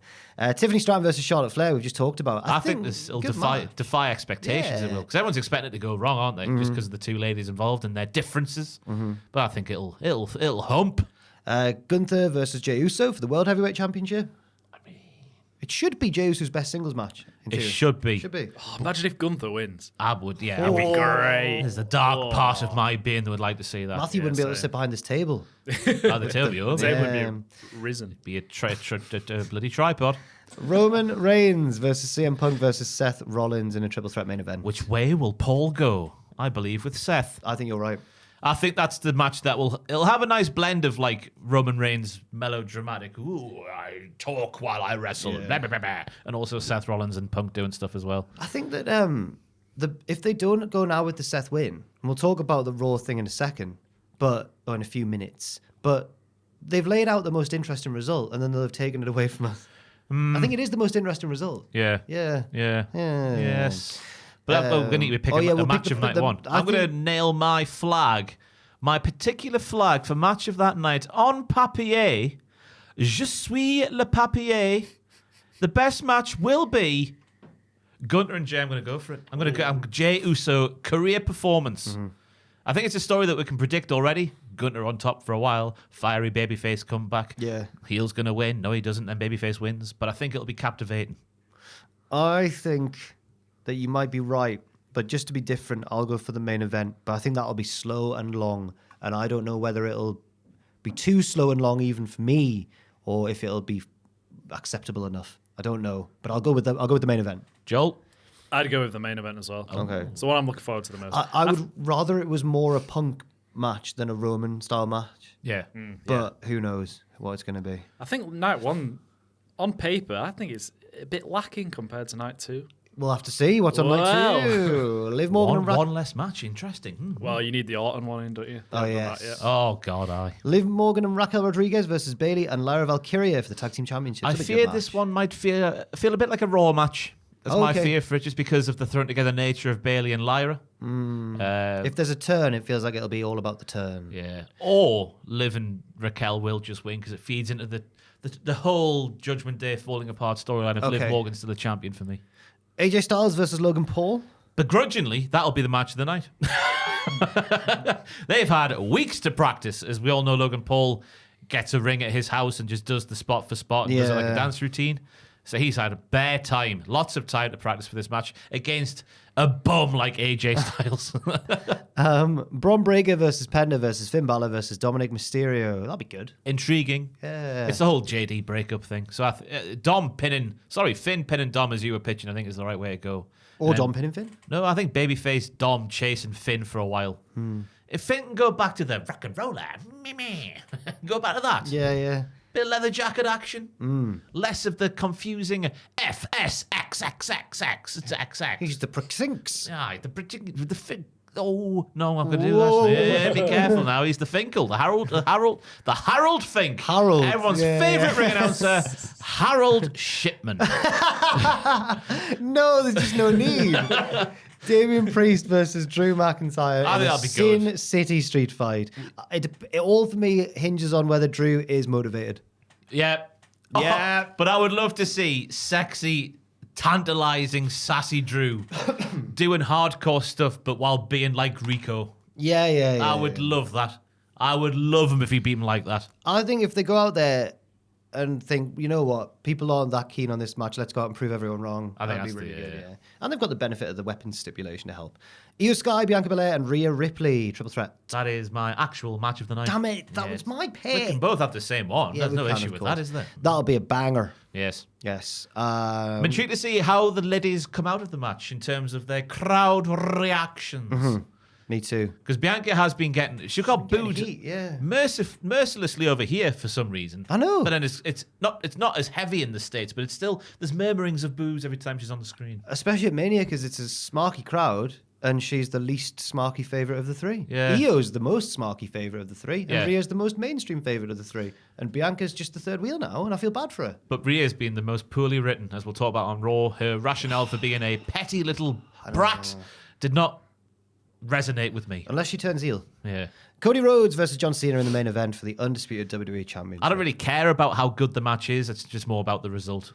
'Cause Yeah. it's on a knife edge. Cena probably has to win for the more compelling summertime. And I think John will, just because his schedule. Yes. Unless they've put that out there on purpose to make you think that way. I doubt so much now about the news. I'm also going to agree with you and go for the women's triple threat as the best match of night 2. So that goes up against our picks from night 1, which were... I went for Gunter and Jay. What did you do? We both went for the main event, Roman and Seth. And I'll go with that one as well. So it's between the triple threat main event of night 1 and the women's triple threat on night 2. It's two different things, isn't it? Yeah. Bell to bell action, the ladies will take the prize. I think so as well. But in terms of the future of the business, the significance of the WrestleMania moments, the men will take the prize. Well, in that case, because I think there'll be a nice mixture of, there'll be both insane action and moments. I'm going to go with the women's one. I will go with women's as well. Joel? I'd go with the men's triple threat. Just for the future of the business. Just for the story elements to it. In fact, no, I think More the match tonight invested. will be Randy Orton versus Solo Sikoa. Okay. I think the IC match will be really fun. Yeah. The four-way. Yeah. It'll deliver. You know what this Mania needs? A good ladder match. Or a live performance in the middle from like the weekend. Oh, aye. We've not had one, have we? Have we had a Wait, there's no host this year, is there? Oh, No, not this year. it's like a sporting event now, isn't it? It's ESPN. Yeah. It's all, No, you're right. There's not been a big ladder match. They've not chucked in like the only stipulation match is the Sin City Street Fight. Yeah. Ha! Huh. He. It's TNA Unbreakable tonight, by the way, lads. It's right. WrestleMania week. Come on. Yeah. By the time this goes out, I think everyone will know what's happened. They will, because this goes out on a Friday. Damn it. Joe Hendry's teaming with Masha Slamovich anyway. Joe Hendry met a nice dog this week. What? Wait, That's what? his new tag team. Joe Hendry met a nice dog? Yeah. Oh. Yeah. It was on his Instagram. What kind of dog? It's okay. Street dog. It's okay. Street dog. Looked like many kinds of dogs wrapped up in one. There was a bit of shepherd in there. I reckon there was a bit of Labrador in there. It looked like a German shepherd, but smaller, different face. It's a mashup of many different styles of dog. We've not finished SmackDown yet. Have we not? There's one more match in the main event. Jesus Christ. Randy Orton and LA Knight take on Solo Sikoa and Tama Tonga. Orton hits Tama with an RKO and then brawls into the crowd with Solo. LA Knight hits the BFT on Tama for the win, but then is attacked by behind from Jacob Fatu, who we haven't seen yet tonight. No. Jacob hits a pair of jump-up moonsaults on Knight and then licks the belt. Well, let's hope LA Knight doesn't shower in it like Logan Paul did. Or something like that. Grim. Or, nope, that doesn't Oh, matter. no, because it would wash it, though. But his naked phallus would touch it. Yeah. Goodness me, and his bodily fluids. Disgusting. Goodness me. But yeah, this is the SmackDown before WrestleMania, and this is the main event, so this is why I'm a little bit like, meh, on WrestleMania season this year. It was fine. Orton got to do his stuff, and the crowd liked it. Orton giving the hot tag to LA was nice of him instead of doing it the way around, which you might expect sometimes. My feeling has gone away for WrestleMania this year, just in terms of the build. Because it came back with that Raw that was excellent.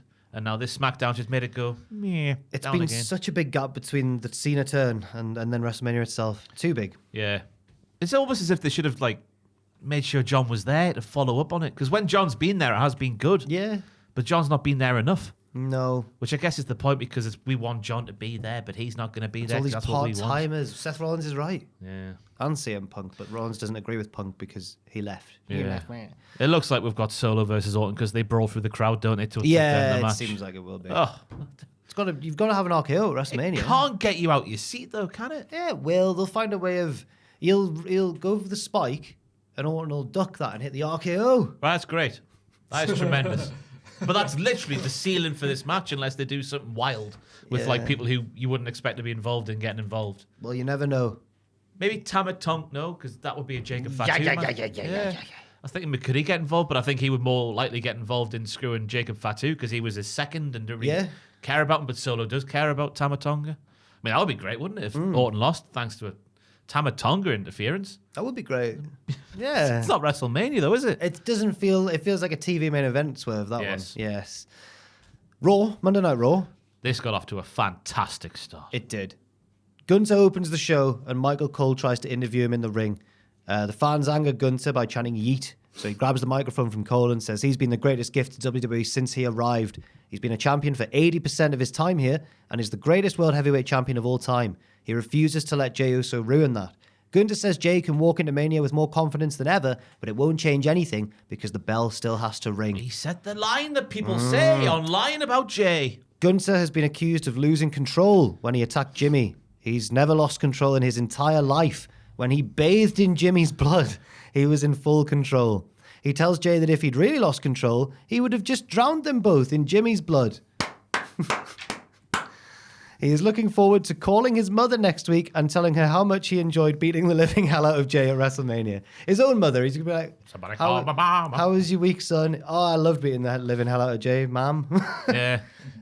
Great promo. Unbelievable. When you get the bit like, in 37 years of my life, I've never lost control. When I took a bath in your brother's blood and I was in control, I loved it. I was thinking bloody Harley Racer turned Austrian. And I think it felt like a heel version of, do you remember when the night after Cena turned heel and Punk just went on that more fast-paced promo than usual? That I earned it, that one. This was more fast-paced and everything, and he was angry, and it was really good. Because it started off, his It's the words... best Gunther promo. Oh, it's up there. Yeah, I think so. It's up there, because his face didn't match his mannerisms. Sorry, his words didn't match his face and mannerisms at the start, because it was he clear... has lost control. He was rattled, so he He's was. rattled. But everything that came after there, it could have been in any decade of the business where television was involved. Yes. It was that fantastic. good. It was Yes. very good. We then get a Bianca Belair vignette, the first of 3. We get one for each of the women in the Triple Threat title match. She speaks about how hard her road to WrestleMania has been, but it's never stopped her from speaking the truth. The title match might be a triple threat now, her title match, has been now made a triple threat out of her control, but she's still never been pinned at WrestleMania, and she's still the EST. It felt more like a Triple H heel promo in the way it was just like, you don't have to like the truth, but you can't deny the truth. Okay. It's like a heel, like a Drew McIntyre, just saying facts. Gunther's just saying facts, but they're a heel, so you got to go boo, but you can't really go boo. Bianca's won every match she's had at WrestleMania, but rather than saying that, she said, I've never been pinned at WrestleMania. That makes me worry. That she won't be involved in the finish. Why would she? Yeah, but that still counts as a loss in my book. Yeah, it will do. Oh, keep her streak alive. How many is she on? 4 or 5? I'm going to say 4. Wow. But I don't know. Wow. She beat... We'll never know. Sasha. Was that her first one? 37. I don't know if it was her first one. She beat Becky in one of them. Yes, Joel. She's won 4 times. She's lost once. No, she hasn't. I won it in like Battle Royal or something. Let me have a look. Let me have a look. 34, she was in the Battle Royal. Yeah. What? Was that even on the main show? I think it was the kickoff, you know. Well, then it doesn't count, Oh, it does. in my opinion. Oh, it does. No, I don't think it does. But she's won 4 since then. She beat Sasha, she beat Becky, she beat Asuka, and she, along with Jade and Naomi, beat Damage Control as The well. big 3. I've got no recollection of that Asuka match at all, and that's weird. I No, do. I It was don't. when Asuka just started dressing as a clown, Oh, yes. and everyone was really cross that Asuka lost, but she hadn't really been given much of a story beyond I'm a clown. It's a good WrestleMania, because we were looking at, like, obviously going through, what was it? Was it the bracket video we did? Yeah. And looking at certain people's WrestleMania sort of history. That's a good one for Bianca. AJ Styles', for example, is not a good one. No, not particularly. No. No. Shane McMahon might be his best match. It is his best match by a mile. Wow. And it will continue to be his best match after WrestleMania 41. No, his best match ever. It's His best match ever. His biggest and best match ever. His one with Logan will be good. I know it It'll will be be. really It fun. will be good. Yeah. It will be good. Where are we? Bailey takes on Liv Morgan. Raquel Rodriguez interferes from the outside, but Lyra runs out to even the odds. She helps Bailey avoid oblivion while the referee is distracted by Raquel a bit later on. Bailey wins with a jackknife pinfall, and Liv is fuming. But this made me just even more convinced that the champions will retain. Me too. Liv had never beaten Bailey, which I thought was a shocking statistic. Just because she's been around for a while. Yeah. But she did eliminate her from the chamber, apparently. Apparently. It was only a month or so ago. A good old-fashioned wrestling match with the babyface on top and the heel hanging on till the babyface went for a suicide dive and then died. But then the resurrection happened, and then another death happened to the same vessel via a suplex off the stairs to the floor after 2 of the 3 amigos said hello. His notes I've written down. What was your thing about last week? Because obviously you wrote Matthew's notes, not me last week. Yeah. And you kept saying like a match which was the shade under 3 minutes. I put the time in there. Oh, fair enough. And it winds Matthew up when I don't just say in 5 minutes, 12. Okay, fair enough. Yeah. Yeah. It's just something to make me laugh while That's- doing the monotonous job that note putting together is. Oh, I love it. Yep. It takes so long. It takes a while. I looked at my thing last week. It was like 6,000 words. Yeah, I undersold myself by 2,000 words on the podcast. You Incredible. made a lot of jokes about the Menendez brothers, though. It had to do, though.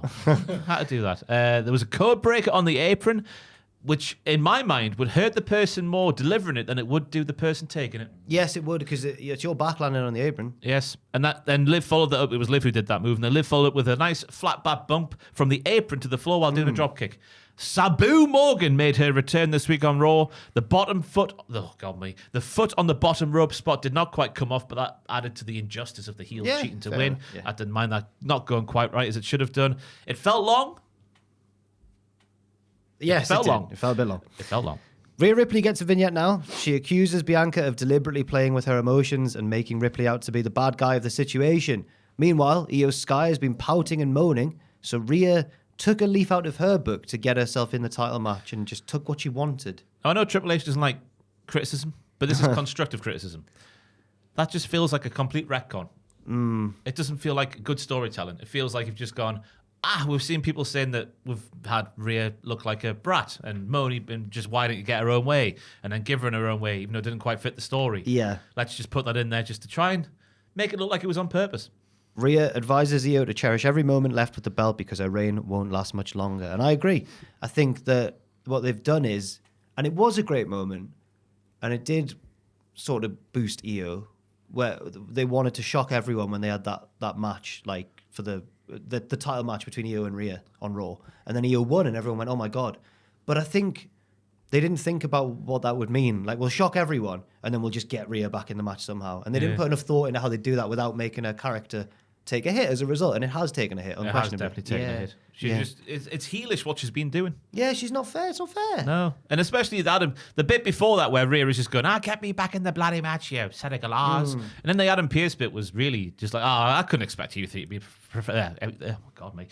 I can't expect you three to be professional. Just have the triple threat match. That's not good storytelling. And after God, even since I ever first watched wrestling, I've watched WWE in a world where most of the time there's been a heel authority force. And I'm relieved that we are now in a world where it's not like that, because you just get sick of that after a while. But at least back then, that sort of thing would, Rhea wouldn't be the bad guy in this situation. She'd be forcing her way into a match against an unjust system, and that's fine. Whereas in this case, she's just thinks the rules don't apply to her. Yeah. And has been proven right. Yep. So how can you get behind her? I don't know. I don't know why. Because you fancy her, Jack. Oh, right. That's why. That's what Did they're you banking see her on that Kevin Hart show this week? The ice bath thing? Yeah, I've just seen a bit on Twitter. No, I've not seen it, but I saw she was on it. Joel? No, I haven't seen it either. I saw she was on. I've loaded up your DMs. Come on. No. Why is there 5 of them? Because I'm a popular guy.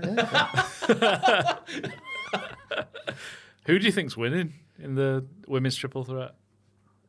I really don't know. I think he'll retain. Yeah. I'm going to go for it. I think Bianca. I think I would prefer Bianca too. I think there's a more compelling story on the other side of that Yeah, one. and then you can lead up to her and Jade. Yeah. Yeah. Oh. Oh. What about caution? Attention. Rey Mysterio faces Julius Creed in a singles match with both sets of allies at ringside. American Made interfere, so the LWO fight them off and the referee ejects everyone. Match goes on until El Grande Americano makes a surprise appearance. Oh my God. Rey tries to take his mask off, but gets rolled up, but it's only 2. Rey still manages to win, but Americano attacks him after the bell before taking out... Oh, I thought I was going to burp. Before taking out several LWO members with headbutts from his reinforced mask. I assume I missed something last week. Because they were like, oh, it's that bloody reinforced mask again. Yeah, they were having a 6-man tag, weren't they? And he put the thing in to get rid of it. Was it a 6-man tag? I think it was a 6-man tag. How did they not see that it was Chad Gable when he did that? Because he just slid it in there. He just lifted and then just slid it in there. He finishes Rey off with a big diving headbutt from the top. Well, I've worked it out though, Jack, this week. Because I noticed on the back of Grande Americano, he's got the tattoo that Chad Gable has also in the same place. And it looks just as worn, like it's been on the skin for the same amount of time. So I reckon it's actually Chad Gable under this mask. And that was the conclusive evidence I needed before WrestleMania. So I fully expect now Rey to win unmasked. And for it to be Chad. I was waiting for a bait and switch there. I really thought he was going to be like, so I think it's Chris Benoit, you know. Why on earth would it be Chris Benoit? Because diving headbutt. Oh, right. I wasn't Chris is dead. I know. Chris killed his son and his wife and then died. Killed himself. Let's carry on. Chris Benoit. Yeah. Great week for Benoit. No. Creed, though, Julius Creed, worked the arm and got Bobby Lashley pops for doing that thing where he hoisted Rey up via his arm. The crowd went, oh. Nice reversal out the sliding belly splash from the apron 2 floor from Rey into a standing suplex where Julius walked up the steps. Did he get back in the ring? He walked up the steps at least and then did some things. Yeah. Great stuff it was. Julius was a very good base for everything Rey did, as well as doing his own stuff. The leap up to the top rope into the tornado DDT after some other stuff was fantastic. A great match all around where Julius didn't look like a mug and Rey got the win that he needed for momentum. They were ahead of WrestleMania. I agree, and they had great. You're right, they had great chemistry, even despite the golfing experience between the two. I just wish they cared more about tag team wrestling, you know. So I think those Creed boys could be show stealers if they were utilised a bit more. Yeah, I'm surprised that they often lose matches as much as they do, especially when American Made first formed. We were like, oh, this is going to be the new team angle. Yeah. They're going to be winning everything, and they just haven't. Because they don't care about tag team wrestling. No. We get it. Speaking of tag team wrestling, we get a video promo for the War Raiders, who have blazed a trail for a decade and won gold on multiple continents. Last week, they had the New Day beaten, but the challengers took the coward's way out and tried to end Eric's career. Now at WrestleMania, it's more than a match, Ross. This is war. Just take away the rules then. Do the old gimmick, bring it back. Jackie Redmond tries to get a response from the New Day backstage, but they're busy playing Clash of Clans, and they call her audacious for interrupting them. They're not scared of war because they've been at war with the whole locker room, and when they get their titles back at WrestleMania, everyone will be forced to thank God for the New Day. I don't know what to add to those words. It's very much what they said is what they said. Yes. I looked at, and I think there's a lot of matches where the betting odds at the minute are like really close. But I think the New Day were favoured over the Viking Raiders, and that surprised me. I think the Vikings will win. Yeah. I do think Big E will be there as well. The only way I can see them not winning is if they hold off on the Big E thing. Like Big E comes out after the match Yeah. rather than during it. But I don't know. But then that would, like, if you do Big E before the end of the match, that doesn't mean then Big E has to get involved physically, does it? You just do the distraction. Yeah. For me, if it happens after the bell, surely would anticipate that Big E would do something physical. Right, that's It's fair down, enough. not necessarily at WrestleMania, but down the line. When we can't really assume that, yeah. No, we can't. Fair enough. Yeah, that's a good point. I'm just intrigued by the God references, because that felt like, to me, it was going somewhere. Because obviously they started as... they've been doing that for a while. Yeah, the preacher gimmick was like how it was at the start when they were singing with the choirs and whatnot. Yeah. But it's been a thing for a few weeks now, and it feels like it's on purpose, and I don't know what it could mean. They just want everyone to thank God for the New Day. Yeah. Get on your knees with your ugly children, Yeah, they say. they are ugly. They'd said that in Glasgow quite a lot. AJ Styles faces Karrion Kross, who keeps winding him up throughout the match. That's what I've described it as. Keeps winding him up with heelish tactics. Oh, he was very good carrying Cross here. I really did. Oh my God. I really did. Well, He's been one of the worst written characters in wrestling for a while, just by interfering in segments where nobody mentions him, and then nothing happens, and he goes, "Ha got them though. Ha that's done nothing for me." But his little stuff in between the moves, his little dances going, "Ha after the knee bit, where he fakes the knee injury and then starts dancing in between the moves. This was a good outing for Karrion Kross. he's the Robbie Savage of the roster. Just winding people up. All right. And he's got long hair. Yeah, he's got long hair. Styles beats Kross with the phenomenal forearm. Although Kross, people noticed online, he puts his hands behind his Well, back. you know why, Jack? Because he's in his head. I don't know why. No, he wants the darkest side of AJ to come out so AJ gets the job done against Logan Paul, because if AJ loses, we all lose. The wrestlers lose because they've lost to a non-wrestler. feel like AJ's losing still. I do feel like that as well. But did you not appreciate the Karrion Kross? he went to the same gear maker as AJ Styles to have darker versions of AJ's own gear made for him to wear. So that would bring out the darker side of AJ. And he also straightened his hair to make it look like AJ, to bring out the darker side of AJ. I really appreciate Karrion Kross doing this sort of thing, because clearly when you, especially in such a big roster and such everyone's fighting for TV time, I appreciate that Karrion Kross is like trying his best to do as much as he can, maximize his minutes and all that. So, I feel bad for him that our criticisms of him often to do with the character writing rather than his own decisions. Yeah. Did something happen outside? I'm scared because you looked outside before and I was just like, a large 7-foot figure. It was just Adam at the printer. oh, right. When you out the corner of your eye, you're thinking, my goodness me, is Ryback here or something? But Kross wrestled the match like an 80s heel, and I like that, just little gimmicks in there. I think his gimmick is meant to be a modern twist on Sean O'Hare. That's what I've worked out this week. Yeah. That sort of resonated to me. I liked his little big. He's a little big. He had a little pen in the ring, everybody. I think I'm having a stroke. That would work either. He tried to sandbag me after he did a little thing of the thing. Yeah, Wait, he said he tried something. Karrion Kross said that about AJ Styles. That made me chuckle. Styles had eyes in the back of his head to avoid the cross hammer. Yep. That was the shot in the back of the head. He used to use that as his NXT finisher, I believe. Potentially. Can't remember. I can't remember that bit. Fair enough. That was before the NXT 2.0 days, so who cared? And also, the bit at the end there, because it's going to give AJ a little bit of motivation, a little bit of momentum is the word I'm looking for. It's been a long week with the cold. I do apologise. Or is it going to give him momentum because Logan Paul interrupts AJ's celebration and plays a video package about how he's so much more rich and successful, than all the fans. True. Styles wants to fight right now. He doesn't want to wait until Mania. Kross tries to attack from behind, tries to attack AJ, but AJ takes him out. But this gives Logan the opening to hit Styles with the big right hand and, of course, the pulverizer. Which I've had exposed to me this week is just Teddy Hart's move, apparently. Yes, I saw this as well. Nick's all Teddy Hart stuff from 2004. But Teddy Hart was a reckless individual. So is Logan Paul. But Teddy Hart's smaller than Logan Paul, and he's probably doing that on bigger lads and just like, pheom. Yeah. I had no idea about Teddy Hart's history, so I had no idea that Logan Paul was just nicking his stuff. Yeah, apparently so. So that makes Logan Paul even worse. So I don't know what to think of this story because it's hard. It's really hard not to visualize Logan winning at WrestleMania. But I'm surprised they've given us the visual of him hitting his finisher on AJ now. What's that about? It's the second time as well. Is it? He's done one on Ray, he's done one on AJ, and then a second on AJ as well. He's going to win with a roll-up or something, or his right hand then? Oh, AJ will win thanks to Karrion Kross. I don't think so. And Karrion Kross and AJ Styles will get married. A WrestleMania Night 2 moment. A dark wedding between two dark forces.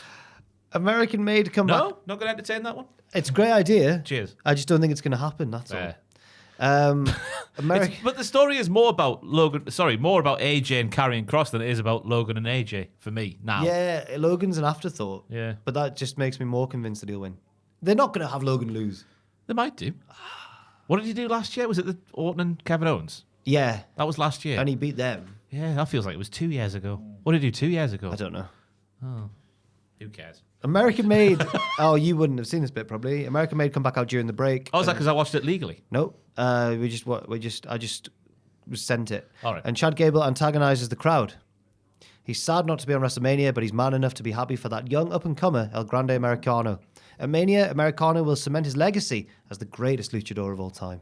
No doubt about much it. all it is, yeah. But I've worked it out now because of the tattoo, so Yeah. yeah. Jey Uso makes his 3 entrances. He already addressed Gunther last week, but now he wants to talk to the fans. Are you looking at what Logan did? Yeah, I'm just intrigued now because I can't remember. I'll carry on with the thing. Oh, yeah, I'm still listening. Jey is locked in ahead of WrestleMania. He's locked in for himself, for his family. Seth Rollins? I've got no recollection of that either. WrestleMania 39, it went 16 minutes 16. Right. And obviously I cannot remember The that. tag team match against the Mysterios was the first one. I remember that one. Yeah, I remember that one. The Miz turned on him at the end. Yeah.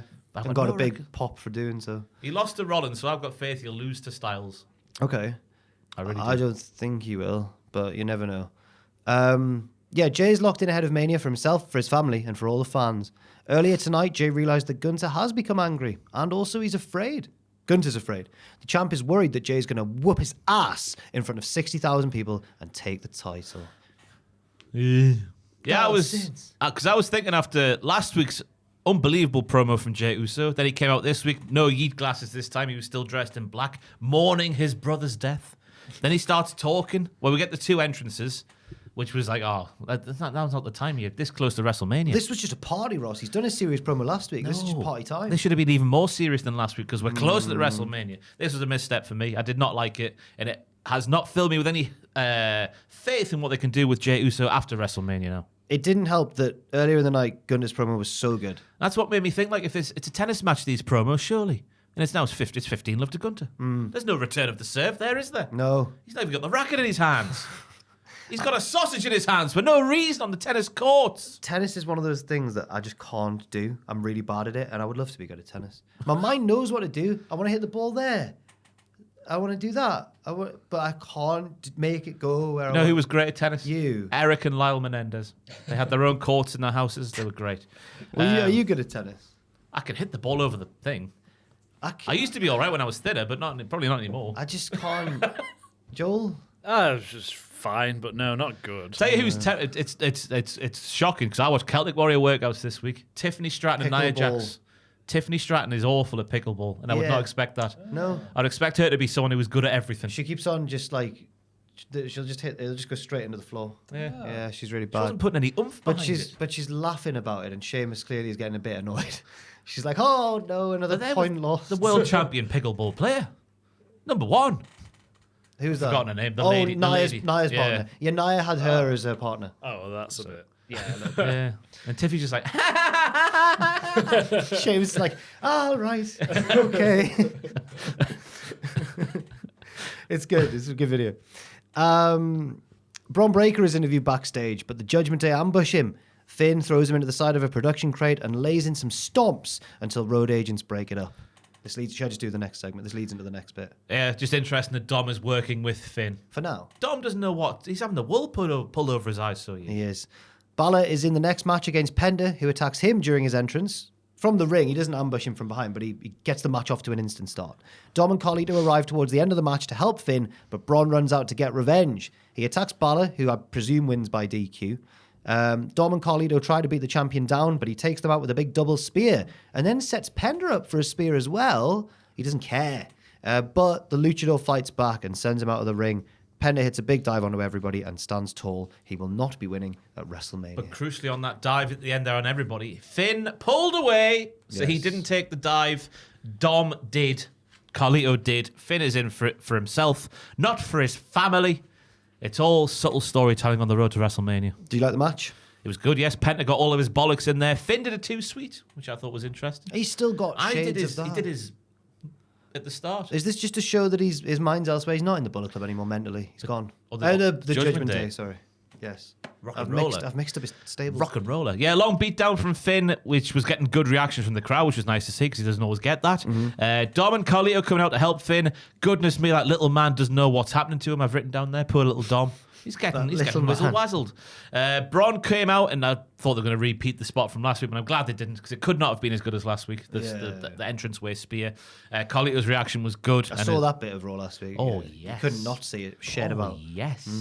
And Carlito's reaction was good because it was what running everyone would away. do. Yeah, Like a little dog he was. Yeah, it was good. The double spear was good as well, but not my move of the week. Oh. No. I don't know what it is this week. I'll have to try and work it out as we go along.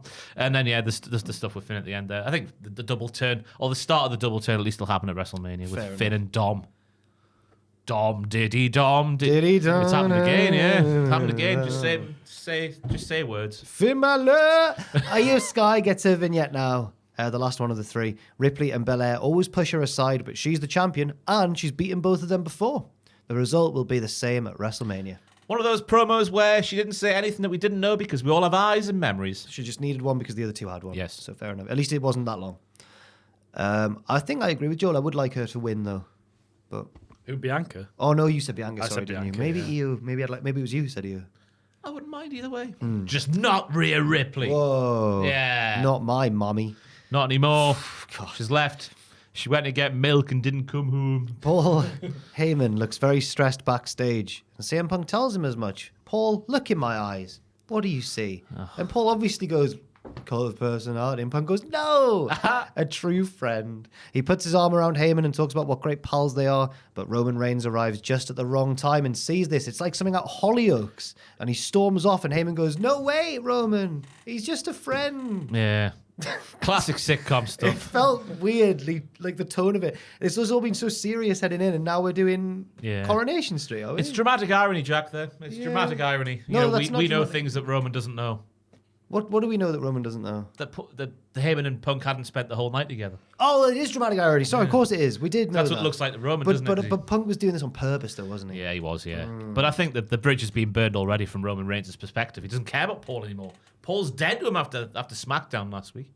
Is the swerve going to be actually that put Roman and Paul a fight? No, that would be boring. That would be boring, swerve, yeah. That would be terrible. Yeah. But we couldn't criticize Triple H if that is the way he goes. It would be brilliant. We just got to enjoy the ride. Exactly, yeah. Just sit up and sit up and shut down, I was going to say there. Sit up and shut down. Sit up and shut down. This is the sit down. This is the shut up and sit down era. of SmackDown, sit down and down your mouth. Oh no! It really sounded like you swore. I think. Oh, did it? Oh, I don't know. I'll check it. I'll check it. Man.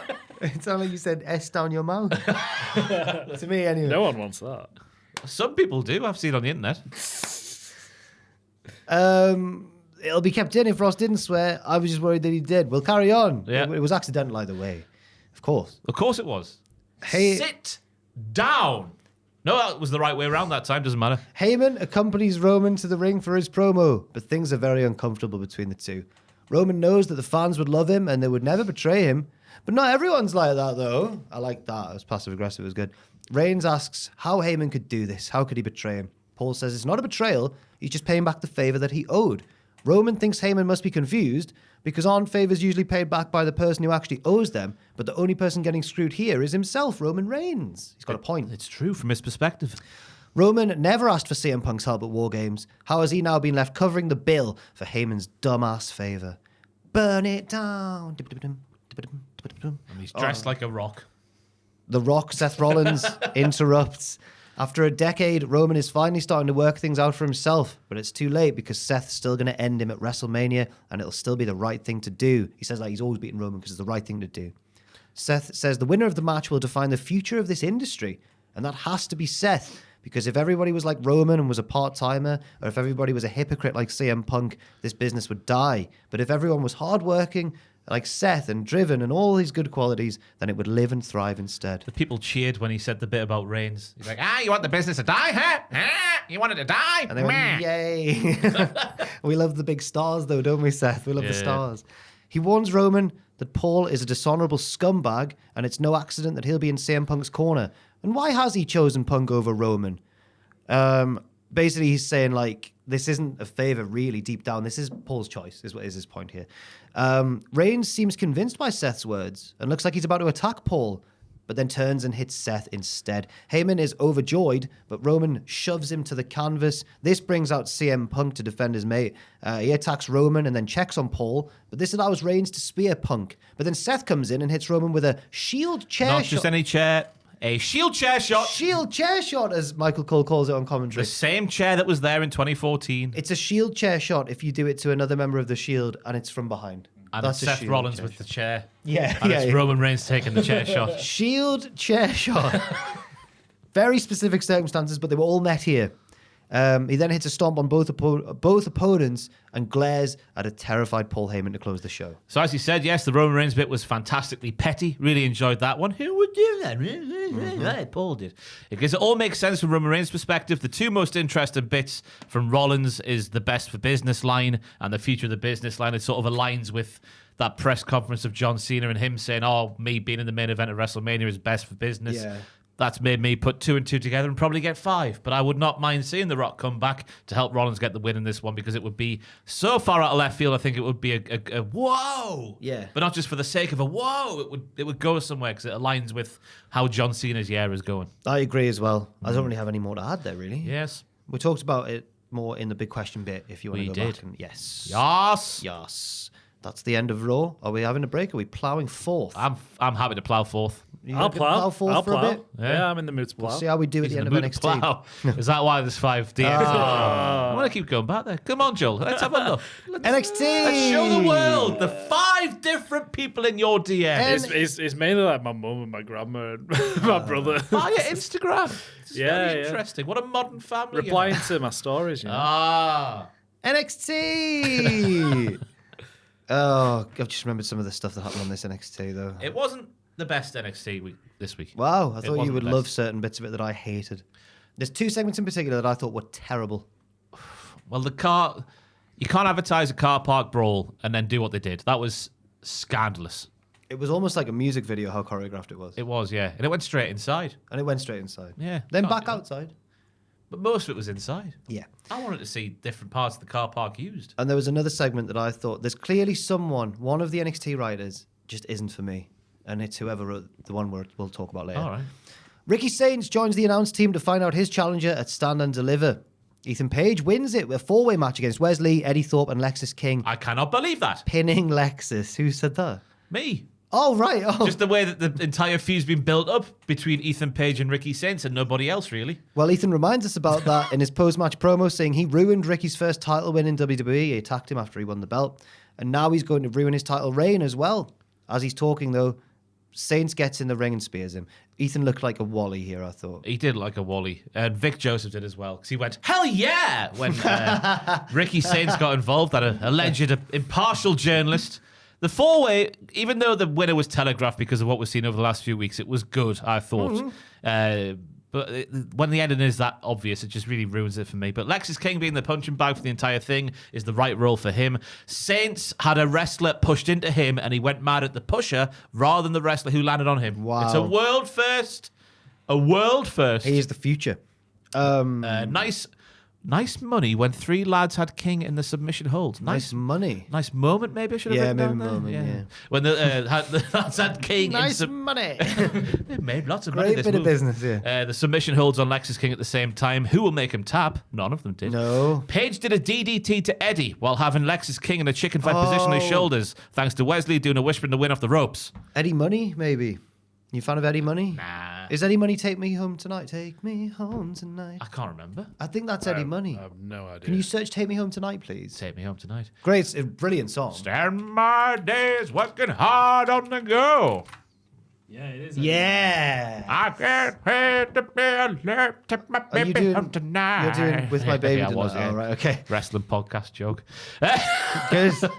What else was there? All the big bombs being hit at the end there was scintillating stuff, but again, the match got telegraphed because of the build, so it was Yeah. a little bit lost on me, all the moves, because you're not expecting Wesley to get the pinfall win, are you? No. You're not expecting Lexis King to get a pinfall win, are you? Maybe maybe they tried to introduce some doubt by having this as all heels all the time, but that didn't help them. I like the moves of the match, but I obviously I found it hard to get behind anyone because they're all heels. Yes. Yeah.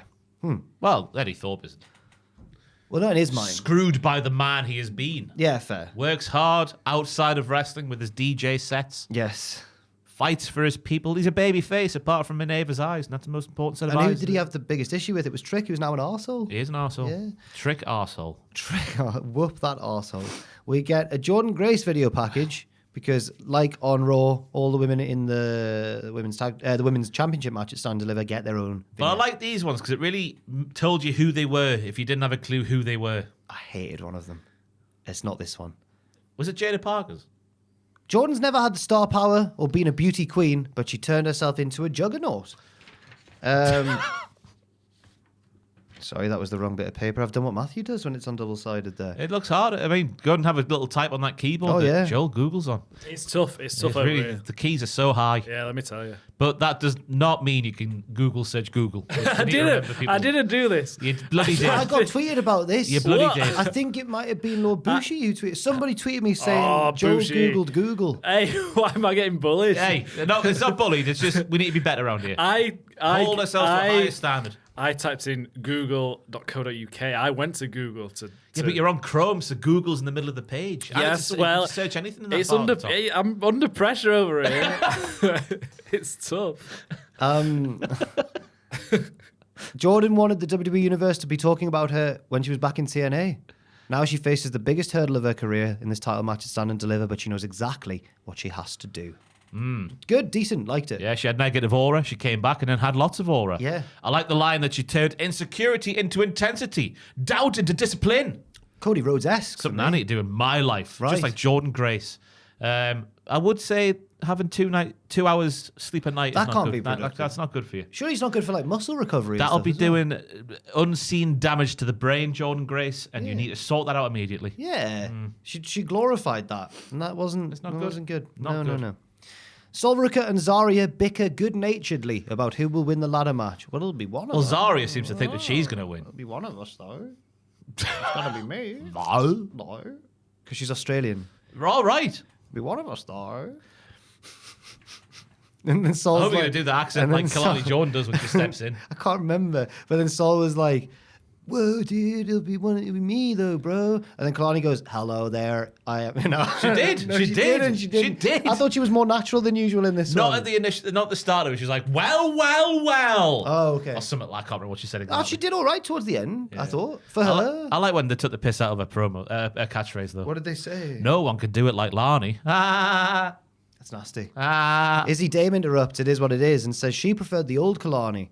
She's going to bring another championship to the culling, and then they all disperse. Really, She says there's nobody like Izzy Dame, and I would say, yeah, there is. There's nobody as bad as Izzy Dame. Do you see her last week? no. She, in her pinfall winning move of the Oh, match, kicked out of her own thing. she like, rolled broke- backwards and celebrate before the before the three. three, Yeah. yeah. You can't do that, Izzy Dame. You're not ready. You see It's people. harsh. It's cutting that, isn't You it? see people do that, like when, like American footballers, sometimes lads have like broken free for a touchdown, and then they just throw the ball away before they've actually crossed the plane of the. Idiots. Silly. Get the job done.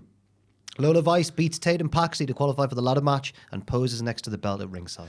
This was the sleeper match of the week because Tatum Paxley was getting out of holds with back flips. Lola locks in more holds. A surefire clash of styles, you would think, but it wasn't at the start because they both turned into a couple of match shooters. Apart from Booker T, I feel like everyone in the building wanted Tatum to win this one, Yeah. but Booker wanted Lola to win, obviously. Well, And yeah. he got his wish. I mean, great ladies, one and all. I think Lola's gonna win this ladder match, Ross, Why? because I've paired off everyone else. Like Sol and Zarya might cost each other. Izzy and Kalani were in the last segment together. Yeah. There's then another person, and then there's Lola, and I didn't back whoever. Oh, it's Thea later on. Oh my! Theo Hale's going to win. I think Lola's gonna. Imagine win. how quick Theo Hale can run up a ladder. Oh. Yeah, I thought parts of her entrance this week were sped up. She was moving. I genuinely did. She was moving so fast, but I just don't know. I don't know if she's there yet. If she's got the mindset to win. To get without the thing. a certain mentor behind her. But when he comes out for that pop and he's got the red and black back on, He won't. Don't. This felt like the end of it, you know. they're This felt getting like a 5 a.m. call time. I've heard 5 a.m. there'll be people botching left, right. I would Oh. not be ready to wrestle. Imagine having a coffee. You don't want a coffee surely that soon before wrestling. But what time does the show start then for them? Like 11? So they've got 9:30, isn't it? Something Is like it that? that? Oh, that's Should start with a 9. Early start to the day. Very early start of the day. Anyway, great work from Paxley using the ring structure to batter the shoulder of Lola before working on the shoulder some more, like Prime Harley Race, the second mention on the podcast. Lola with great live presence with with the ducted knee reversal. What have I written down there? The educated. Oh, the educated, right. The educated knee. I shouldn't do these on such a rush. In the corner, then the kicks followed by the Booker T quote there, not mine, followed by the arse of the face. Match was given plenty of time. Could have gone either way the longer it went on. Lola reversing a flying nothing into a kick before an elbow for a satisfying finish. Very nice. But yeah, it was a good outing for both ladies, I Yeah, thought. very good. Then we get a Julia video package. She's angry because Stephanie Vaquer never gave her a rematch. Jada... Boring! It was in Japanese. You had to read it, Ross. Yeah, but the words that was being said, just nothing to it, wasn't it? Generic, wasn't it? Yeah. Yeah. Jada Parker and Jordan Grace are both strong opponents, but they're just obstacles on her path to Stephanie. Losing the title has only made Julia more dangerous. She's so unique in her opinions. No. She's been shown up by Steve, who had all the hoo-ha about her signing with NXT. It was Gilly. But then Steve's come in there a little bit under the radar comparatively to Gilly and just shown her up, and now Gilly is floundering. Yeah, and Floundering. but it still wasn't my least favorite of these vignettes. Why? Next up, Fatal Influence and the Meta Girls are complaining to Ava about not being on the card for Stand and Deliver. Gigi Dolan walks past because she's helping Tatum to the back after her loss to Lola, and she asks, is there a chance they can get on the show as well? And Ava says, really conveniently, because they're all there, she goes, actually, there is a three-way tag team match with the winners getting a shot at the women's tag team titles. She's cleared that with the two other GMs because those belts are on all the shows. Oh, Sophie Turner. No, with Pierce and Aldous. All right. She said, I've spoken to Pierce and Aldous. Not Sophie Turner. Who's Sophie Turner? Who called her Sophie? They got the name slate wrong on Did the screen. they? Yeah, for Steve. Oh. Sophie Turner made her NXT debut. Sophie Turner's the lass in Game of Thrones. Which one? The Ginger one. Yeah. The Queen of the North. Yeah. Cersei. No. Bodicea? No. No. So Summit Stark. Sansa Stark. Ron yes, Weasley? yes, yes. Yes. She was married to one of the Jonas brothers. She was, but they're not anymore No, together anymore. sad. She Oh. was with, I believe, Joe Jonas. Which means she might be single. You're a strange guy. No, I'm joking. No. What else have we got now? The women are arguing there, Jack. The women are arguing. Did you finish your notes for that one? Aye. The women are all arguing, and the winners go on. Ava says, you'll all be in a three-way tag team match. The winners will go on and get a shot at the women's tag team titles. Everybody's happy, but Roxanne Perez arrives and complains about still being off the show. Ava can't believe Roxanne is still here bothering her, but tells her she can be in the match if she just finds a tag team partner. And in that moment, I was like, well, you're doing nothing, Ava, you professional wrestler turned general manager. But no, Cora Jade walks in at the right time. Later on. Yeah. We're getting there. We're going to get there, aren't we? But yeah, it was just the flippancy of Ava. The flippancy. That's a word. It was quite flippant, but it's always flippant. I didn't... So yeah, I didn't mind it that much yet. Oh no, I did. This is when she did the heart hands. It was I got annoyed actually. The winner of this match gets a shot at the tag team titles, the main roster tag team titles after on the NXT after Stand and Deliver. Next Tuesday. So so the match on the show itself on Stand and Deliver is this number one contenders match. It's backwards. A little bit, yeah. And the show has already got quite a lot on it. I think that's diminishing returns from Chef Michaels there, who, as we know, has cooked many a fine meal over the past 3 years. Yeah. But his cooking is getting worse and worse and worse as time goes on. I saw a quote this week saying that he just wants to give as many people as possible a moment. That's nice. But that's not how it works, because those moments then become less special when more people are involved, and I think it's the wrong way to do it, Chef Michaels. There's one singles match, I think, and that's Saints versus Ethan. And everything else has got at least 3, if not more. Next up, we have a gauntlet match for a tag title shot against Fraxium at Stand and Deliver. And weirdly, similarly to Bailey and Lyra, despite being the first team in the match, it's those bodacious belly boys, Hank and Tank, who win to become number one contenders, beating Tyson and Tyreek, the Culling, the NQCC, and Josh Briggs and Yoshiki Inamura. I tell you what, those belly bandits were fantastic. Belly bandits? Oh, yeah, that's another word they call themselves. Fair enough. Fantastic they were. Nico Vance, though, in his fall, I thought he looked like the dog's bollocks. His look, his intensity. He will win the Intercontinental Championship one day. Oh, wow. Because he no-sold a massive lariat from Hank when Hank was looking for a hot tag, which I found funny. He clearly was supposed to sell it, but he just forgot. Lovely Doomsday Device Bulldog into the announce table from the culling onto Hank in that second fall. Two evenly matched teams here, but Hank and Tank proved they're better because they were more tired, but still won.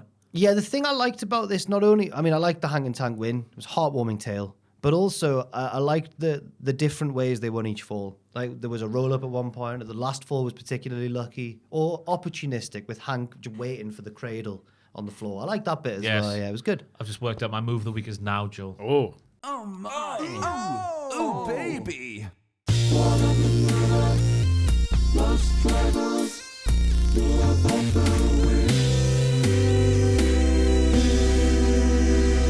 And the move of the week is when Tank reversed the Doomsday Device Bulldog in the ring from the culling. Oh. And it was power slam kind of thing. I think on commentary, maybe not as it happened, but in Vic's little recap when they show little snippets of highlights at the end, and he went like, somehow reversing momentum. Like he gave it the right amount of shock and awe. Yeah, Good move. An incredible move for a bodacious belly bandit to do. Yes. Miles Bourneton, I've called him, with a lovely drop kick because that sort of rhymes with Orton, but not I really. get it, yeah. The honk honk with a camera following Hank around the ringside was spine tingling. What a camera. It was like watching, in Living on a Prayer where they follow Bon Jovi. Come on. Yeah, the camera. It was just like that. It was incredible.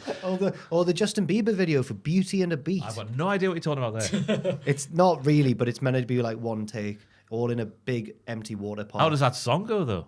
Beauty and a Beat? Aye. I can't possibly. Beauty and a beat. No, Beauty beat. all Beauty I beat. need is a beauty and a beat who can make my yeah. life complete. Yeah, I've yeah. got no idea. Nicki Minaj comes in, and one of the lyrics is "Got to keep my eye out for Selena," because he was with Selena Gomez at the time. And, Oh, not anymore. no, he's married now, isn't he? And now she has overtaken him in the rich list of WrestleMania.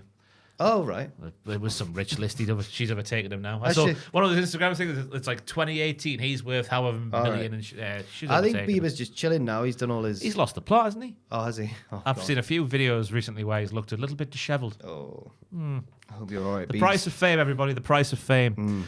Hank and Tavion, their exchange in this match was fantastic. I've written down here with no context. Can't believe we're seeing the same story as we done on SmackDown. Yeah. JB comes out for his portion. You realised that early as well, you there. Yeah, there it is You there. wrote that down in the first match of this. All in series. capitals as well. Yeah. JB then comes out with little gloves on and then takes them off before he starts fighting. Keep them on. Just for that little 5-yard walk. Why put them on to to begin show with? that he means business now. Yeah. But then we have Hank and Tank hanging in there. The chokeslam from JB onto the knee of Inamura. Inamura again impressing with those hands that are like feet. Oh, wait, you realised this was the same story against Tavion. So Yeah. I thought you said Tyreek. It was still before the end of the match, though, that you It's realised. halfway. Yeah. Well, like more than halfway. Nicely timed finish with Hank getting the shoot roll up for the win. The Street Profits' words are so powerful. It's turned Hank and Tank around in double quick time. Yeah. All they did was like, remember who you are. And they did. Be yourself. That was Montez Ford making noises like he does. Oh, it was great. Yeah. But now we have Sophie Turner.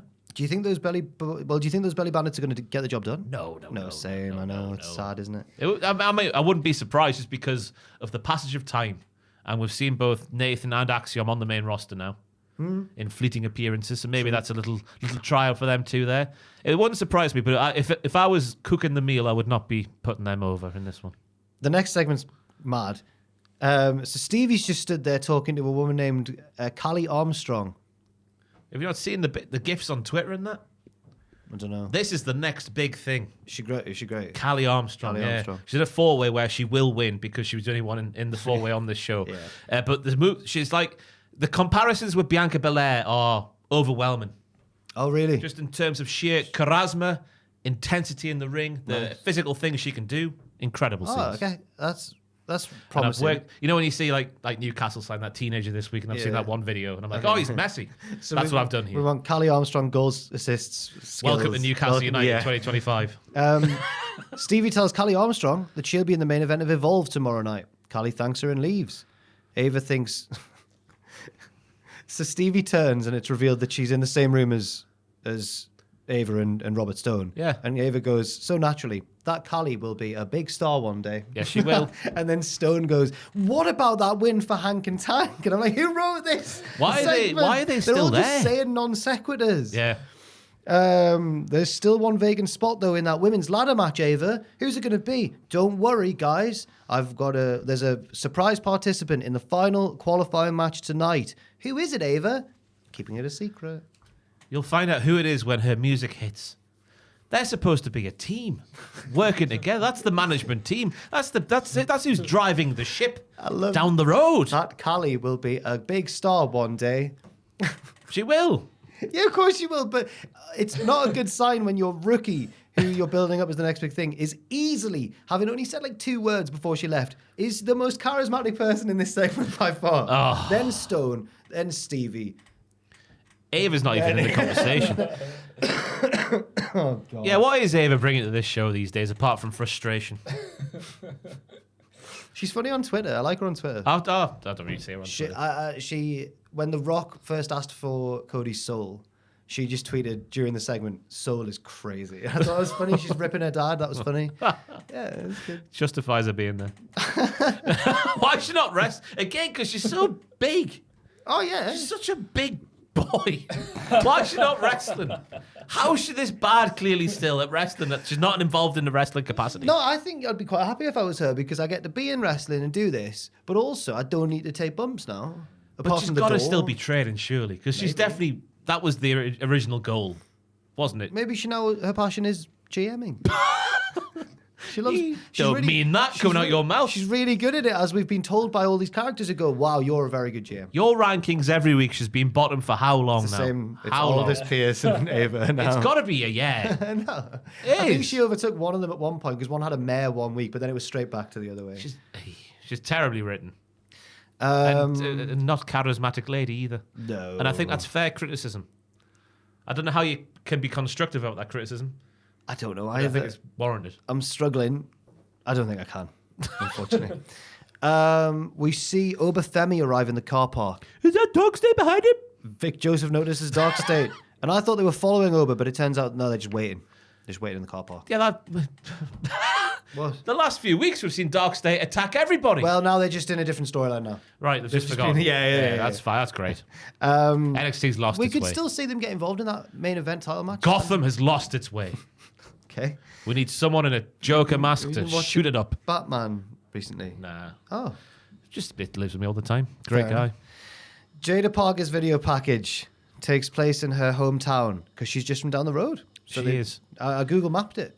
Port St. Lucie. I Googled Port St. Lucie and then I did a Google Maps to the Performance Centre. About a 2-hour drive. Oh, that's a fair whack. Not Well, bad. not for America. Not for yeah. I've put the editing of this segment made it feel all over the place. Why is that? Jada talks about several different things that are wildly different, and it's almost like it was just jammed together. It's like they were like, let's do a few of these and we can cut some out, and then they kept them all in. It was all over tonally. Jada talks about laughing and crying in these streets in her hometown. That's where she grew up. It molded her. Yeah, fair. I've got no issue with that bit. She talks about how she's the only homegrown WWE talent in this upcoming match at Stand and Deliver. Fair enough. Great stat. Talks about the dog-eat-dog nature of her upbringing. I apply pressure because if you don't apply pressure where I'm from, then that pressure gets applied to you. Well, that goes back to the streets. Yeah, where that she laughed and cried. should have been earlier. Well, fair enough. All right. She talks about how her dad wouldn't let her play American football, so she picked the next best thing, soccer. Well, one's the world's game and one isn't. So I'd Yes. argue you got your order wrong But she loves it though. She absolutely loves it now. Was that in terms of like getting to beat people up? Because that doesn't make much sense either. She loved the physicality. That's what she said. She loved the phicality of soccer. She didn't grow up in the 80s though. No, I know. She's She's grown up in the last 10 years where you can't lay a finger on anybody. 2 foot in lasses. Red card. Yeah. Red card. She talks about her dad was a coach as well, which made the other women in the locker room not like her. Obviously, we've all been through that where the coach's son is on the team but doesn't deserve to be on the team, but they are playing up That front doesn't because make their me- dad is the coach. Yeah, that doesn't make me sympathise with her at all. No, not at all. No. She talks about how her best friend growing up was her uncle, and she talks about the pain of losing him, which is obviously an emotional... What issue do you have with that, Jack? Where she was crying real tears about her real dead uncle? I'll tell you, It's the fact that the next cut, she immediately snaps out of it and goes, I don't need any friends in the locker room. I'm like, you've just talked about the locker room. Who put this together? The uncle bit should have been the centerpiece and her driving force. And it was just like, it was a montage of just different bits about her life. And the uncle one was just in the middle of it. She's crying, back to the locker room stuff. The bit that got me about the uncle bit was the quote, because if she can't trust anybody, because if you lose her best friend, who was just, I think he's just died. I don't think he had a choice in this. But who can you trust if you lose your best friend? I didn't mind that bit because she was saying, if life can take... It's just the way it came out of her mouth. It was like her uncle like cheated on her or something. No, I get what you mean. He died. But I know, I took it as her saying like, life can be cruel, and you've just got to toughen up to get through, because life can take anything from you at any time. So that's what made her hard and strong. And I know the wording was a bit weird, but I think it's fine. I think it's fine. I think it's a holistic approach, using that word again on the podcast to make me sound clever. It was a great promo. I know exactly who this lady is now. I know everything and more. Yeah, but I feel like we should have learned this gradually about her over time, rather than just gone. Now I know why OTM was called OTM. Oh, the mud? The streets of Port St. Lucie was the mud, and now she's out the mud. Well, or is the mud of the football field? Oh, wow. Yeah. Wow. Well, those waterlogged pitches. Game off, game cancelled. Yeah. Trends every Saturday on Twitter, that for me, game cancelled. Or every I've Sunday. seen the local state of the parks on this country. It's a disgrace. It is. And you got these knobheads on these little motorcycles doing their wheelies around the football pitches and ruin it for everybody. I tell you. Jada should come out in her entrance on one of them. Vic Joseph interrupts the next link because there's a situation in the parking lot. Yep. The D'Angelo family and their goons arrive outside, but not Tony. He's nowhere to be seen. There's just Luca, Rizzo, Stax, and then a few of the extras in the restaurant. Stax says it's his call, and T has not signed off on it. And Luca and Rizzo are like... Alarm bells are ringing. Okay, but Luca says, well, I've never backed down from a fight before, so I guess I'm on your side, Stax. And then they're like, Rizzo, go and wait in the car. And there's a shot of her getting in the car, sadly, and just sort of sitting in the car. They were using crowbars. Why couldn't she have used a crowbar herself? They used to talk up Rizzo as like, she was the scariest lass at school with her right hand. Get in the car, woman! They made Rizzo wait in the car like a dog. The windows rolled down a bit for air, but like... Unless it was a Tesla, because they have that setting, don't they? Oh, really? Yeah. But like... It's just the shot. It cuts to her. It's a static shot of a car, and she just walks into frame, just like, oh. It didn't fit the gimmick of the family at all. Wait in the Go car. and wait in the car, lady. The family have a big choreographed brawl with Dark State. It goes on for a while, and security guards get involved as well, and everyone's dressed in black. So I'm just like, what's happening? Like, the family are dressed in black. Dark State are dressed in black. They always do. And then even the security are dressed in black. So I'm like, who are these random lads running in? Oh, it was brilliant. No, it was hard to work out what was going on. It was horrible because it went straight inside, as I mentioned earlier. There was a furry cardboard wall. Okay. A furry double one. tackle through the wall. Which I guess was there to add realism because of insulation. Yeah, yeah. I think America is famous for its famously thin walls, isn't it? Yeah. It Hot was, in Florida as well, you know. Yeah, it was wank. It was... They brawl outside to the car park, and... by this point, the goons get taken out really early. Tony's goons, they're crap.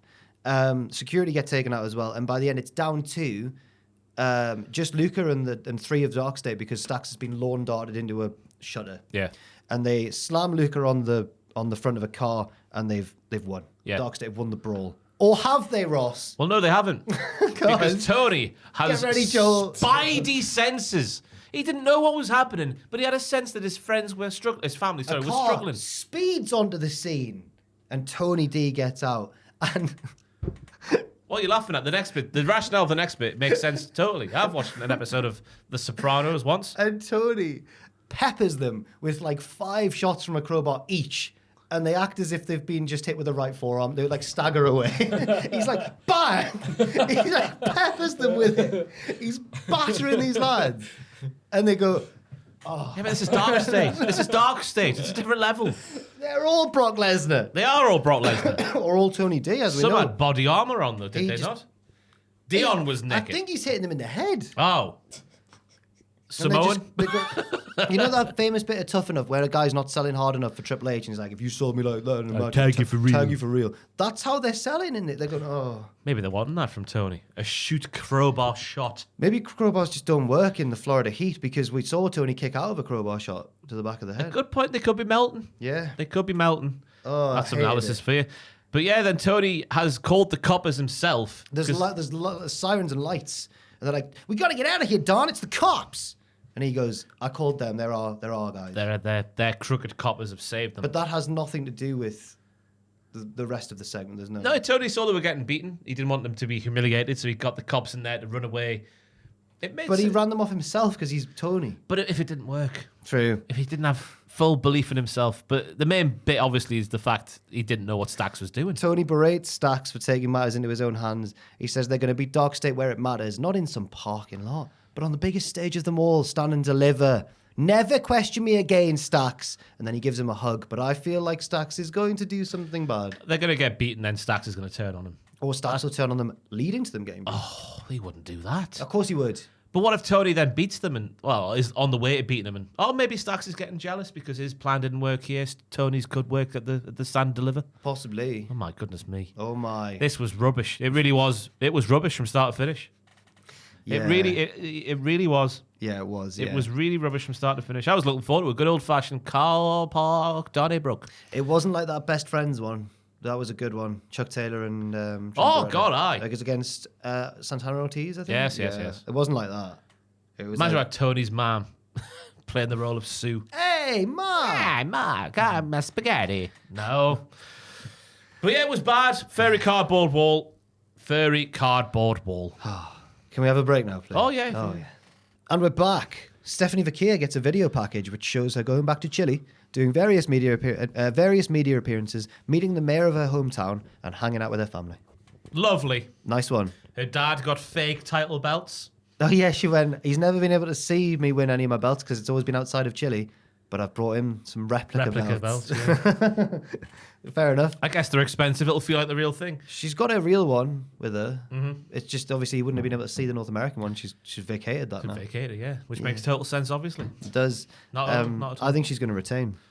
Oh, yeah. Oh, yeah. She can't. Oh. I tell you, if Gilly wins that title, I'll be furious. I think it'll transition into a feud between Gilly and Jordan Grace. He'll get in each other's way. And then what does Steve do? Pins Jada.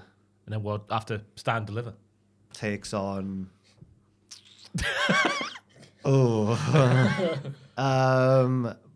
takes on Fallon Henley. I don't know. No. I don't know. I think it's nailed on. Gilly and Steve will be feuding after the pay-per-view. Yeah, you're That's right. it, yeah.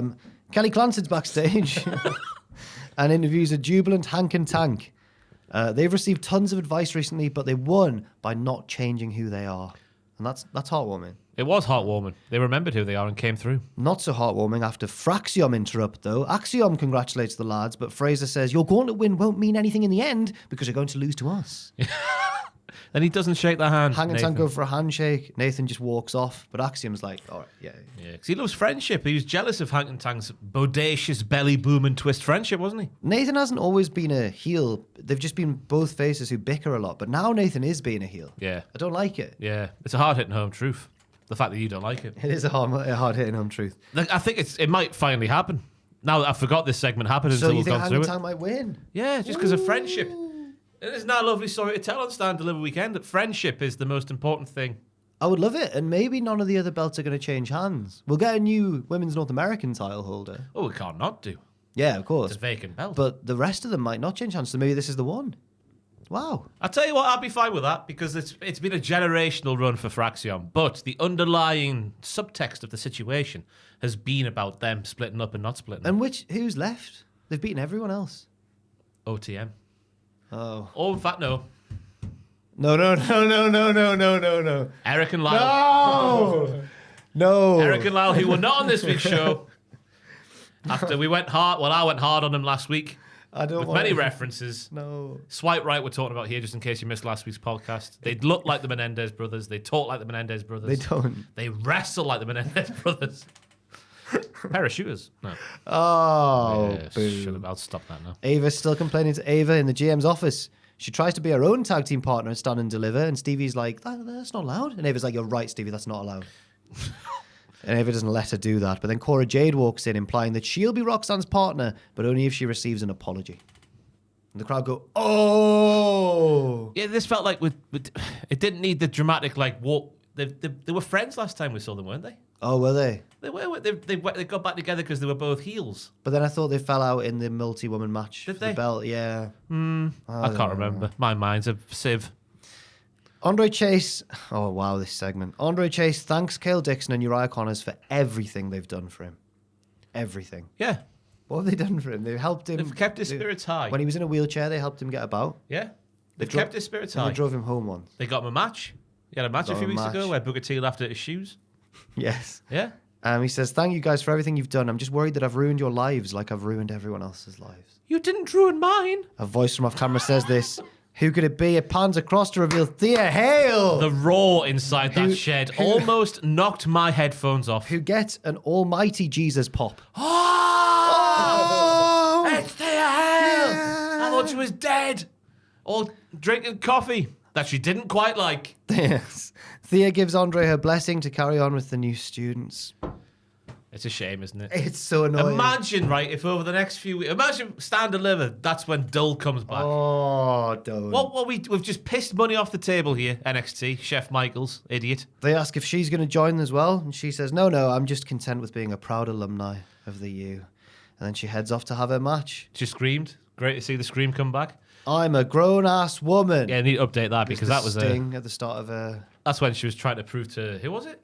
JC Jane. Yeah, that she was... No, but who was the love interest? Riley Osborne. Riley, he was a little pocket rocket. Yeah. She was his little pocket rocket. Hey! He's on Evolve now, isn't he? Go on, Riley. So is Brindley Reece. She's one of the women mentioned in that four-way main event that Stevie was talking about. Bryn Fit. Bryn Fit. Thea faces Carmen Petrovic, Shing, but she beats her via submission to be the last woman in that ladder match for the North American belt. Booker T continues to hate Chase U. Thank God there's more Chase U, he says, for no real reason. It doesn't fit any sort of story that's going on at the moment. Just hates them. Lovely kick from the Shing lady when Thea was trying to do a low-pace suicida. Oh. Thea was largely too much for this lady, perpetual in her motion, I've written down for some reason. An underhook twist thingy looks crap, but then the hold that comes after that looked very good. You know what, she had double underhook. Yeah. It had no real height to it. It had no pop or snap. Great booking. I thought it was warranted. Thea Hale come against Carmen Petrovic. We know that Shawn Michaels fancies Carmen Petrovic. He thinks she's the most beautiful lady in the world. Yeah, of course he does. But that doesn't mean she should be competitive against someone like Thea Hale. No, and Thea does win. And she moves does. on to the big question now is she going to win that belt? And I still think Lola maybe. She will run up that like the bloody meep. I've forgotten its name. The Roadrunner. The Roadrunner. That's what she'll be like with that ladder at Stand Deliver. And also, she should take Carmen Petrovic's spot on Bloodsport. Because she fits it more. Yeah, she does. She's more of a submission lady. Yes. Can't use swords at Bloodsport. Imagine. Oh. Trick Williams, it's the main event segment. Trick Williams arrives to cut a promo. He talks about Javon comparing him to Carmelo Hayes recently and says, you either die a hero or live long enough to become the villain yourself, and I'm still alive. So he's basically saying, I am the villain now. I've become Carmelo Hayes. Yeah. Trick says he'll get his crown back, a.k.a. his title, from Obafemi, which means better luck next year for Javon Evans. Oba interrupts and calls Trick a broken record with no one singing along with him anymore, and the crowd instantly start chanting whoop that Trick. It's not quite true, is it? It's not true at all. Oba advises Trick to move along because the spotlight has left him. Trick says Oba has struggled to hold that belt since he let him have it. Also not true. Oba's been a great champion. Yeah. But he'll put things right on Saturday. Javon arrives now and he's sick of Trick complaining and says, your time's over now. I'm going to talk to Oba instead. And the crowd go, oh, audacious. Javon puts over Oba's success and says, when I dropped you, I was so excited because I didn't just knock down any normal wrestler. It was Obafemi. You are guaranteed, he says to Oba, to get drafted to the main roster one day, maybe even main event WrestleMania. But Oba was always supposed to make it. Look at you. But I wasn't. Javon likes being the underdog, and he made it to Matthew's rolling in his grave right now hearing that Why? line. Well, Matthew hates that when wrestlers go a bit too meta, don't they? I'm not supposed to be here, but I fought the man, and the man didn't hold me down. Fair enough. Yeah. Of all of Oba's Matthew. accolades, he says, you were at Alabama State University. And Oba goes, roll tide. That should not be part of the character of Oba. I'm sorry. He shouldn't have gone to uni. This is the Nigerian ruler we're talking about here. I Googled what he did for the uni sports teams, All of it. assuming it would be American football. No. Shot put. I can see it. Oh, yeah. Big shoulders. Yeah. Big shoulders. Oba gives Javon credit in return, but NXT revolves around the ruler right now, and Evans is still a child. Everyone starts to argue back and forth, and Trick gets involved again about who's going to win. They brawl. Javon keeps he's the Io Sky of the piece. He keeps getting knocked to the outside and discarded, but then he takes both men out with a double springboard cutter and raises the belt to end the show. My two parallels there were with the women's triple threat match from Raw. The parallels are quite obvious, and also I'll read out, this was a bit crap as none of the bars were true. This was a promo where people thought they were saying cool things, but there was an immediate argument to be made against what they just said there. So this was a drawn-out 10 minutes, a bit of a boring 10 minutes, and not a very good go-home segment for a main event for your pay-per-view. It reminded me of the sort of Mitz Davilia Dragunov's title reign, where every go-home was like a big speech from both competitors about why they would win. Yeah. It's a shame. NXT obviously has brought so much joy to this podcast, but there's been certain weeks recently, more recently, where it's just not hit, and this has been one of those weeks. Yes. And the final show of this week in wrestling, which was wrestling heavy. Oh, yeah. I've not actually got that many segments compared to usual because there was so much wrestling on the show. I don't know where they were, but that arena with how steep Boston, the tiers were. it was a lovely arena. It was full as well. It looked great on television. It was unique as well because people were coming out. Hard cam was the ramp, and you'd see the back of people's heads when they came out. It was quite interesting. You can see the back of people's heads. It was quite interesting. Well, no, I just thought it was like unique. Oh, what a different angle we've got there. Yeah. AEW Dynamite Spring Breakthrough. Because they broke the record this week of being the longest running wrestling show on Tubasa. Take that, Eric. Yeah. Bischoff, not Menendez. We learn at the top of the show that Hook was attacked by the Death Riders, and obviously that's bad because he's meant to be part of that Trios title main event. Yes. People are speculating that he's really concussed. He was sick in the ring last week, which me and Matthew both didn't see while watching live. Right. That made for some good wrestling podcasting. I'm glad that they've pulled him from the match then. But it also doesn't fit with Taz, because apparently Taz is at the side of the hospital bed. Yeah. And I don't believe the Taz in character would do that. He would say, "Get out of that bed! Show some respect to the game there, boy!" I saw a thing on Twitter that someone had put it was like a 9-year-old Taz. Oh, aye, well, he's looking for a pen pal. Yeah, it was cute. Loves Bruno Samaritano, as Matthew would call him. It was like a little profile for him. It was like, this is, what's it called? Peter Seratano. And it was Peter like... Seravidovich. No, yeah, hang on.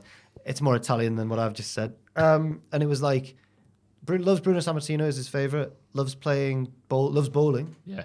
Looking for pen pals. Oh, that's really sweet. I know. Peter Senechia. Okay, fair enough. Senechia. The show opens with a 20-minute match in the Owen Hart tournament between the TBS champion Mercedes Moné and the Ring of Honor Women's World Champion Athena. Mercedes is the hometown hero, Boss Town, and advances with a roll-up, but after loads of back and forth action.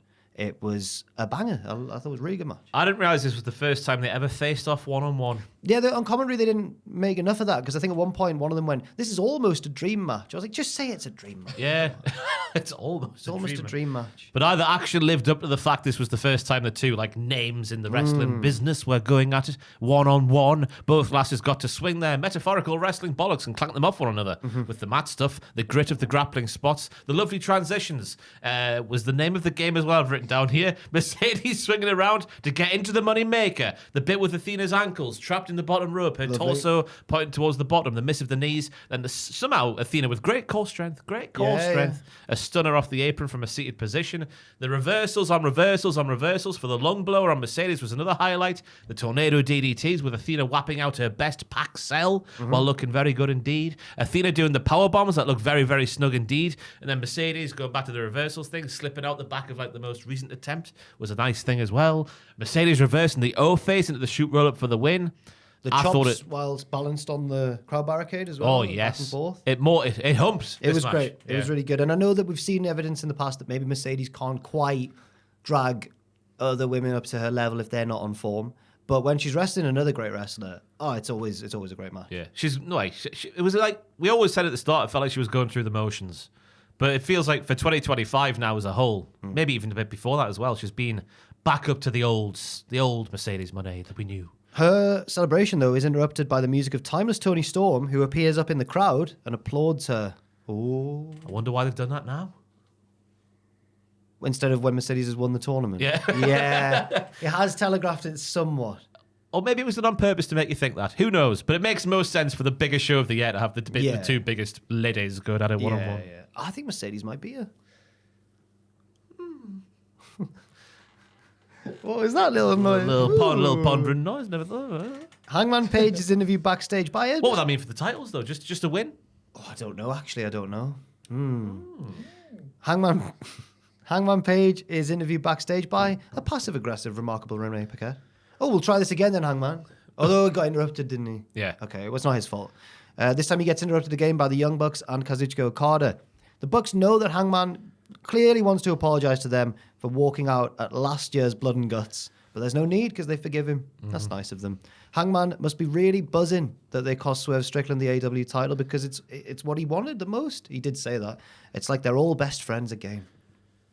The Bucks say they can get the Death Riders on their side, so ask Hangman to leave them alone and just concentrate on winning the Owen Hart tournament so he can go on to become champion and once again bring gold back to the Elite. They leave, but Okada doubles back and tells Hangman, "Why are you always so angry? You should smile more." Page ignores him, so Okada calls him a bitch. And Hangman gets in his face, and Okada, the Kazuchika Okada goes, "Oh no!" and Hangman leaves him alone. It's set up a future match between them two, interestingly enough, for me, which I'm looking forward to. That character of Hangman going up so against... many lariats. That character of Okada will work in that match because Hangman will be full of piss and vinegar, and Okada will sell it well. I just This is the Bucks Death Rider storyline. I just don't care. Well, Hangman stay out of that because we can get them on side actually. Yeah. Honestly, I don't have the words. I'm honestly trying to think of something like interesting to say, but I'm just so checked out of anything the Bucks and Death Riders do at the moment. Yeah. But it feels like the world's healing off the back of the main event of this show. I should say that. The world is healing somewhat. What? The world's healing somewhat. Somewhat, slowly, yes. yeah. But I guess it's mildly interesting that they still think Hangman's in their stable while they're trying to align with the other stable. But then they've negated again that segment with Hangman and Swerve, which is quite interesting because Hangman himself is trying to repress that and make it into nothing, even though it is something quite clearly. If this wasn't off the back of such an infuriating angle at the end of the last pay-per-view, I'd quite enjoy the Bucks here, just assuming that Hangman wants to be their friend again. Yeah. That's good poo-housery from the heel Bucks, but there's the bigger picture, isn't it? Yeah, there's so much already gone wrong that I couldn't get on board. Yeah. I have to say, Darby Allin has been eating meals. Have you seen him? No. He's like twice as wide, but not. Well, he's going to be living on a mountain for thick way. He's going to be living on a mountain for a bit. He's been bulking, that boy fair has. enough. He started, by the way. That's what I've seen. He started. He's up the mountain now. Fair. Good luck to him. Yes. Former Boston Bruins ice hockey player Tuukka Rask is brought on stage with the Stanley Cup, so I had a Google. They won it in 2011. I thought they won it last month. Nah. I was like, when's the last time the Bruins won? 2011. What a great name that is, though. Tuukka Rask. Tuukka Rask. Yeah, he's from Finland, He's from apparently. Finland, yeah. Yeah, Finnish. He's not finished. He's not finished. He's still playing. Yeah, can we TNA, Amy. I think, can you just Google last time Bruins won Stanley Cup, please? Last time, how are you spelling Bruins? Bruins. Won Stanley Cup. It's the second Google result. They lost that one. What year did the Boston Bruins last? 2011, yeah. 2011, they last won it in 2011. What? Why was that there then? I don't know. They've won it 6 times in 29, 39, 41, 70, 72, and 2011. So it was their first one in decades, but still, that's a long time ago now. That's pathetic. What are they doing? That's like my beloved Newcastle United not winning another trophy. And then in 10 years' Imagine time. if they brought Jackie Milburn out with the FA Cup. I'm assuming he won an FA Cup. We'd have to do that, yeah. Yeah. But I imagine, like, in 14 years' time, we just wheel out a Carabao Cup, like Isaac in a wheelchair. In 14 years' time. Old man Isaac in a wheelchair. He is quite a slight fella. Maybe his bones just can't. Anyway, I found that so audacious when I realised. Yeah, I didn't even think to check that. I thought to check it because I don't know much about ice hockey, but I'm sure I remember seeing that the last Stanley Cup winners weren't the Boston Bruins. So I was like, I wonder when it was. 2011. One thing I do know is you miss 100% of the shots you do not take. Wayne Gretzky, Michael Scott. Yeah, yes. While you're wearing your office t-shirt there. Green Brand, great guy. Unless he's done something bad. Oh? You always have to say that, don't you? I don't know. I've never. He could murder someone next week, and then I'm sitting here, someone's watching the podcast in 2 weeks' time. And yet we celebrate Eric and Lyle. Imagine. Know the context of the story. Oh, no. Their father deserved it. I've not seen the documentary, to be fair. I should probably Oh, he's a horrible man. Or is it a drama? Dramatization of life. Okay, fair enough. Fair enough. Oh, he deserved it. Okay. he was a diddler, but not in the Cultaholic Wrestling sense. Oh, well then fair enough, lads. Fair enough. With his own children. Hangman Page faces the wild card in the Owen Hart tournament just to get back on the wrestling. It's revealed to be Josh Alexander. A weird spot to put him in. Maybe. Not only just because it's against Hangman, who like everyone's invested in. Yeah. But also he's obviously going to lose his debut match. Which, Yeah. Yeah. But it was a good outing. Good outing. It was another long match, and Hangman wins our second match with an inside cradle as well. Not the same roll-up that Mercedes used, but same finish, really. His celebration, though, is interrupted by his opponent in the next round, Kyle Fletcher, along with Don Callis. Hangman brawls with Fletcher and gets the upper hand, goes for the buckshot, but Fletcher bails to the outside, which allows Alexander to attack Hangman from behind. Don Callis applauds him and does the whole, oh, this is my plan, as Alexander hits a powerbomb on Page before leaving, and then Fletcher hits him with a brainbuster to end the segment. So it's a juicy start, potentially, because there's a fear for me now that Josh Alexander will become like a Brian Cage or a Lance Archer, a background character in the stable. The match itself was lots of good action, like Hangman's leaping lariat over the fans while Josh was on the barricade was a good spot. But the finish for me as well was a little bit, because we've got the amateur wrestler look getting out-wrestled by the cowboy on his debut. This is the first time certain people will be seeing It's all backwards. Josh Alexander wrestle. We get told why he wears the headgear because he had the cauliflower ear, like, was it 2013? He needed surgery on it, they said. Yeah. But that finish there where he got out-wrestled by a cowboy. Yeah.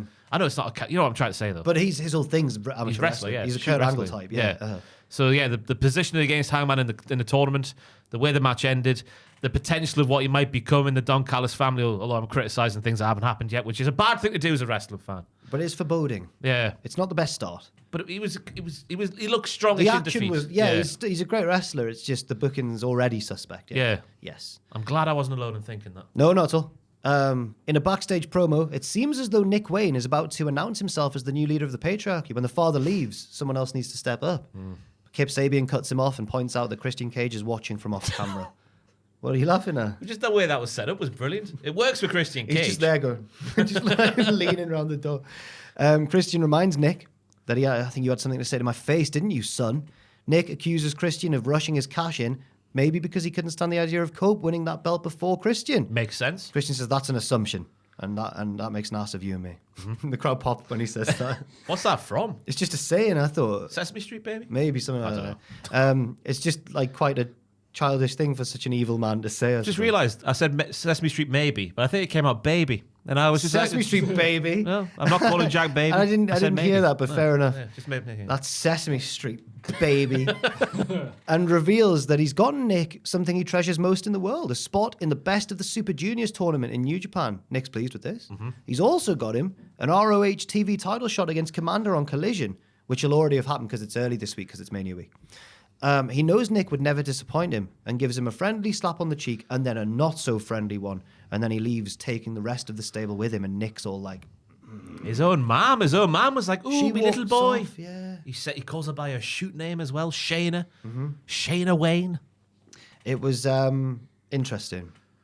It was interesting They're trying to do a bit of damage control on the whole stupid cash in. because it was a stupid cash. It was just to protect Cope, wasn't it? Yeah. But the rest of it I quite liked. Yeah. Yeah. I'm invested in like Christian losing all of his patriarchy that he's been using to his own advantage until it's not paid off. Yes. And will Cope be the man to make him see the error of his ways? Yes. Hopefully not. Hopefully he stays a dick. But I wouldn't mind seeing Cope and Christian back together. I wouldn't mind that either, but whenever Cope's back after that heinous assault... He might never come back. Maybe never. The Hurt Syndicate retain the tag team titles against the Gates of Agony. Nice to see them on Dynamite. Oh, this is the sort of match where I was thinking that tag team there of the Gates of Agony, just the way they look. If you build them right to a pay-per-view match, that's a pay-per-view match for the Hurt Syndicate where you think they might lose. If they have the build first, but Yeah. instead they've just lost them on TV, which is sad. Hopefully But it's the first of a series of matches for me. their entrance always reminds me of their sheer aura. I'm like, oh, these lads are good. And then they start wrestling, and that only magnifies. The big burly boys. And then they lose usually. Yeah. MJF interrupts their celebration. Oh, I didn't like this segment. I really didn't like this. Joel will like it, though. No offense. Will I? That's Yeah. because Joel always No. has evenings with the ladies of the night, apparently. Is that what you were trying to say? No. And these weren't ladies of the night. They were. They were just escorts. That's, well, a not- particular brand of lady of the night. No, well, they're technically no. They're just going to have a night out with them. Oh, just a girlfriend experience. No, they're just going to have the night out with. They're just going to go on the girlfriend experience. We'll get to it. MJF. I watched the ITV documentary. Wait, what's the girlfriend experience? Where a man will pay thousands to have a meal out with a lady, and then maybe something happens afterwards, maybe not. It sounds like a workaround, like a loophole, doesn't it? It sounds like a workaround. Yeah, but yeah. Work it is though. Let me tell you. I'm not judging the lady. You're judging the man. I think I'm judging the man, maybe. That's what they were, weren't they? But these lasses Yeah. in this segment, The lovely ladies. They were just MJF's friends.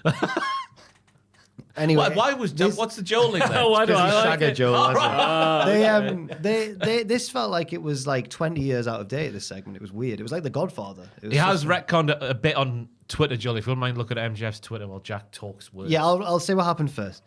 MJF interrupts the celebration, and he knows that MJF and Shelton want him in the group. But some people are slow learners, and Lashley starts to chase him. And he's like, I didn't say anyone in particular. I didn't say anyone. MJF has something to help convince them. Joel. Oh, yeah, fair enough. I mean, he's record. Okay, we'll He see. tweeted out, respect sex workers, enjoy your night out, gentlemen. # we heard. So he people." has confirmed that they are sex workers. Yeah. Yeah. Right, okay, fair enough then.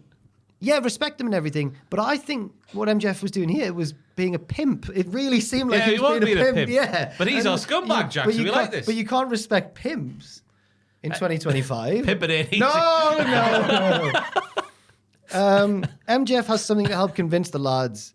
He brings out a group of, and I've written it, lovely ladies, because I thought Matthew was going to have to say MJF called them lovely ladies as well. it. Did he? Yes. He does love the podcast, as we Lovely know. ladies. And says the Hurt Syndicate can enjoy a night out with them if they just let him in the group. He needs 3 thumbs up. MJF says yes. Joel says yes at home. Sorry. MJF says yes. Sorry, MVP says yes. Sheldon asks for MJF's watch as well. Max says, yeah, sure. But then Shelton is still glared at by Lashley and goes, I'm sorry, no, can't do it. MJF says, don't worry, take the watch anyway.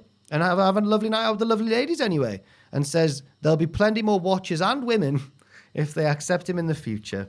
He respects Lashley, but MJF gets what he wants because he's better than you and you know it. And he leaves as Lashley glares at him. And the women have clearly been instructed to rub Lashley's chest and stuff. But they do this as he's glaring. It just was so weird. It looked so weird because he's like, oh. And there's like 3 women around him all going, ooh. I hated it. It made me squirm. Yeah, I can see the rationale for the segment on paper. In Yeah. practice, I don't think it landed like they intended to.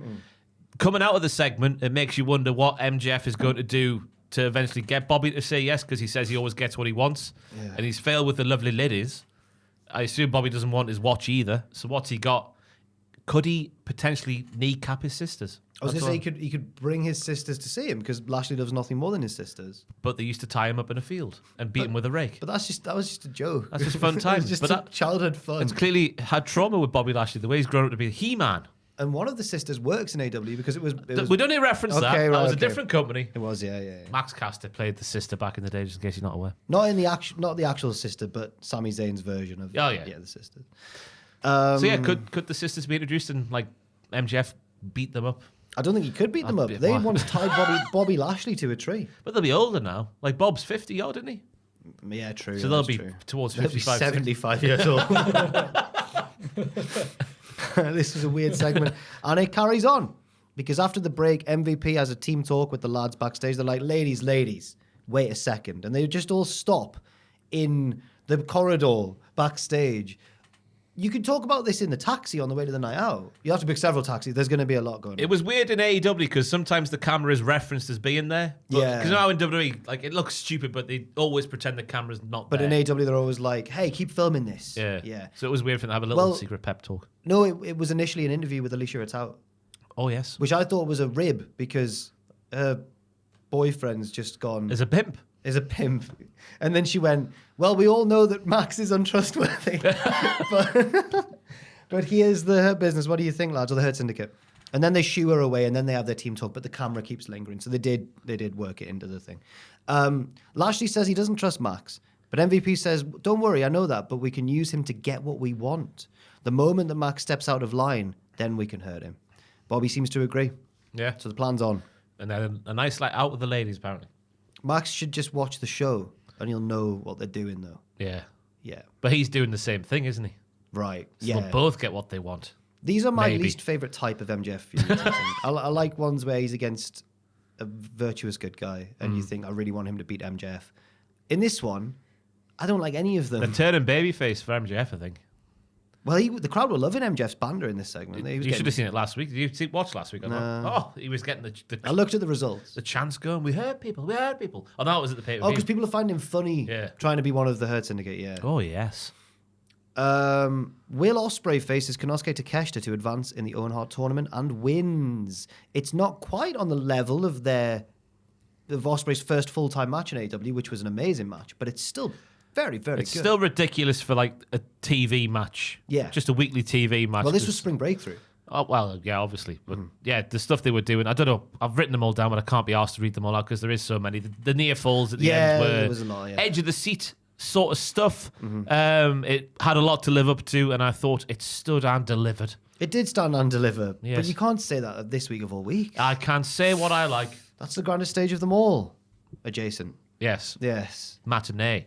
Well, Yeah. not even matinee. Morning. Morning, eh? Morning, eh? Yeah, I don't know what else to really add about it to that match. Just watch it, everyone, if you want. And Yeah, it was just good. the- The Hangman, Josh Alexander, I'd say was like third place, but still very good. And then it's just between what style you prefer out of Mercedes, Athena, and this one, this match of the night. It was very Power good. Rangers or what was Athena and Mercedes Moné? It was a bit of everything, really. That was more Street Fighter. Okay, I don't know, Street I'm just Fighter, making up yeah, bollocks yeah. now. But yeah, it's unbelievable night of wrestling just for I say just In fact, for a weekly television You show. could argue I forgot about the main event as well. You could argue the main event was also in terms of- Satisfying ending. yeah, the emotions, yes. Oh yes. In the main event, the Death Riders are defending the trios titles against Samoa Joe, Katsuyori Shibata, and replacing Hook, Powerhouse Hobbs. Good choice, I think. Yes, makes sense as well. Yes. Moxley tries to use a chair. The story of this match was like the Death Riders getting foiled every time they try to cheat. So Moxley tries to use a chair. Willow Nightingale runs in to take that away from him. The Young Bucks saunter out, and I got worried. Same. Yes. Same. But they're taken out by a man in the crowd who is revealed to be Swerve Strickland. That was who- set up perfectly with them appearing from the crowd when they were just getting towards the corner. I Yeah. thought that moment there. It felt like that was a shift, like a change in direction. Like, oh, we've realised we've made a bit of a mess. Yes. Now let's go a different direction. Powerhouse Hobbs slams Wheeler Yuta onto the announce table, but Marina Shafir hits him in the back with a chair. But then Willow runs around the ring and clotheslines her. Not just a normal, like a running big clothesline. Mariato. Yes.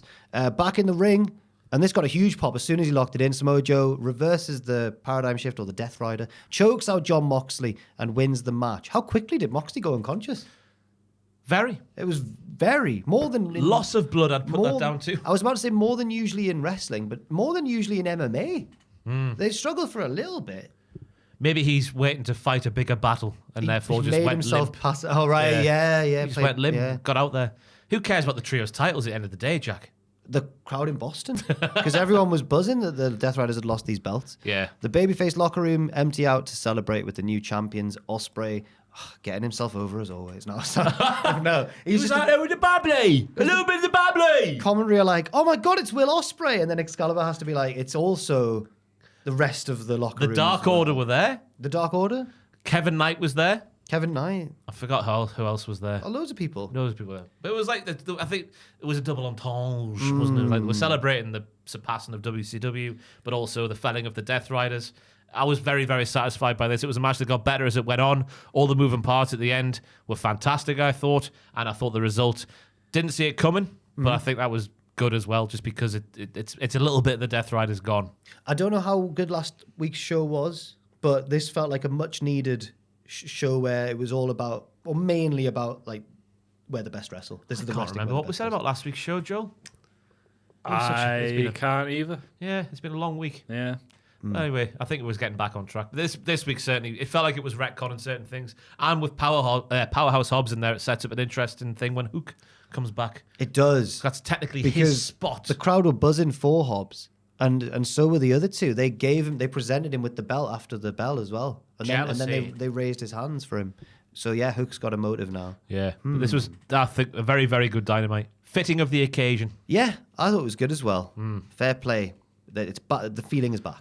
Yeah, but there's still the danger of the Bucks taking that away again.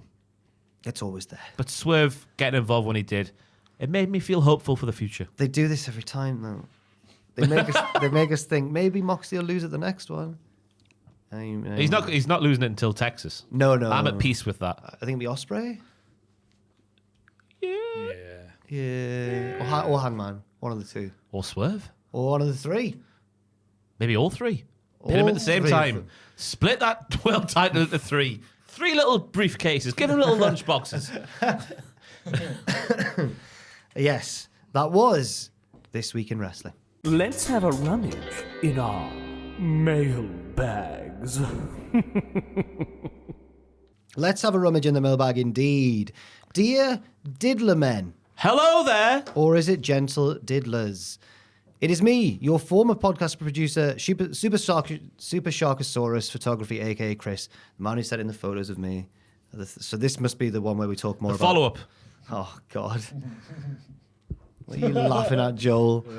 I'm wondering if Jack has already started sweating now, as he might know what's to come. I was the photographer for Sweet Chin Disco's UK tour, and I thought I could help fill in those holes in Jack's memory concerning his fun night out in London and give you excerpts from the metamorphosis of Shy Lil Jack to Jackie Two Cups.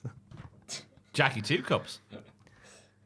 As it's in the nature of the trade, I also included some pictures which you're free to use on the podcast. We've done that, Chris, don't worry. Oh, no, we haven't. There is more. There are more. If you'd They're not bad. It's still funny. It's still the right side of funny. Jack arrived early with a pre-mix in his pocket. Yeah, because I was there before the venue opened, so I'd mixed. Why? Like a tea to get in, so Luke could be like, I was just, I had nothing else to do. I was meeting my mates the next day, and Luke was like, "Come along whenever," and I thought I'll get there before doors then. That makes sense. And then I saw Mark Henry watching SmackDown on his laptop, so I made myself a water bottle of Jack Daniels and Co. Sneaked it into the venue, drank it backstage. That got me off to a bad start.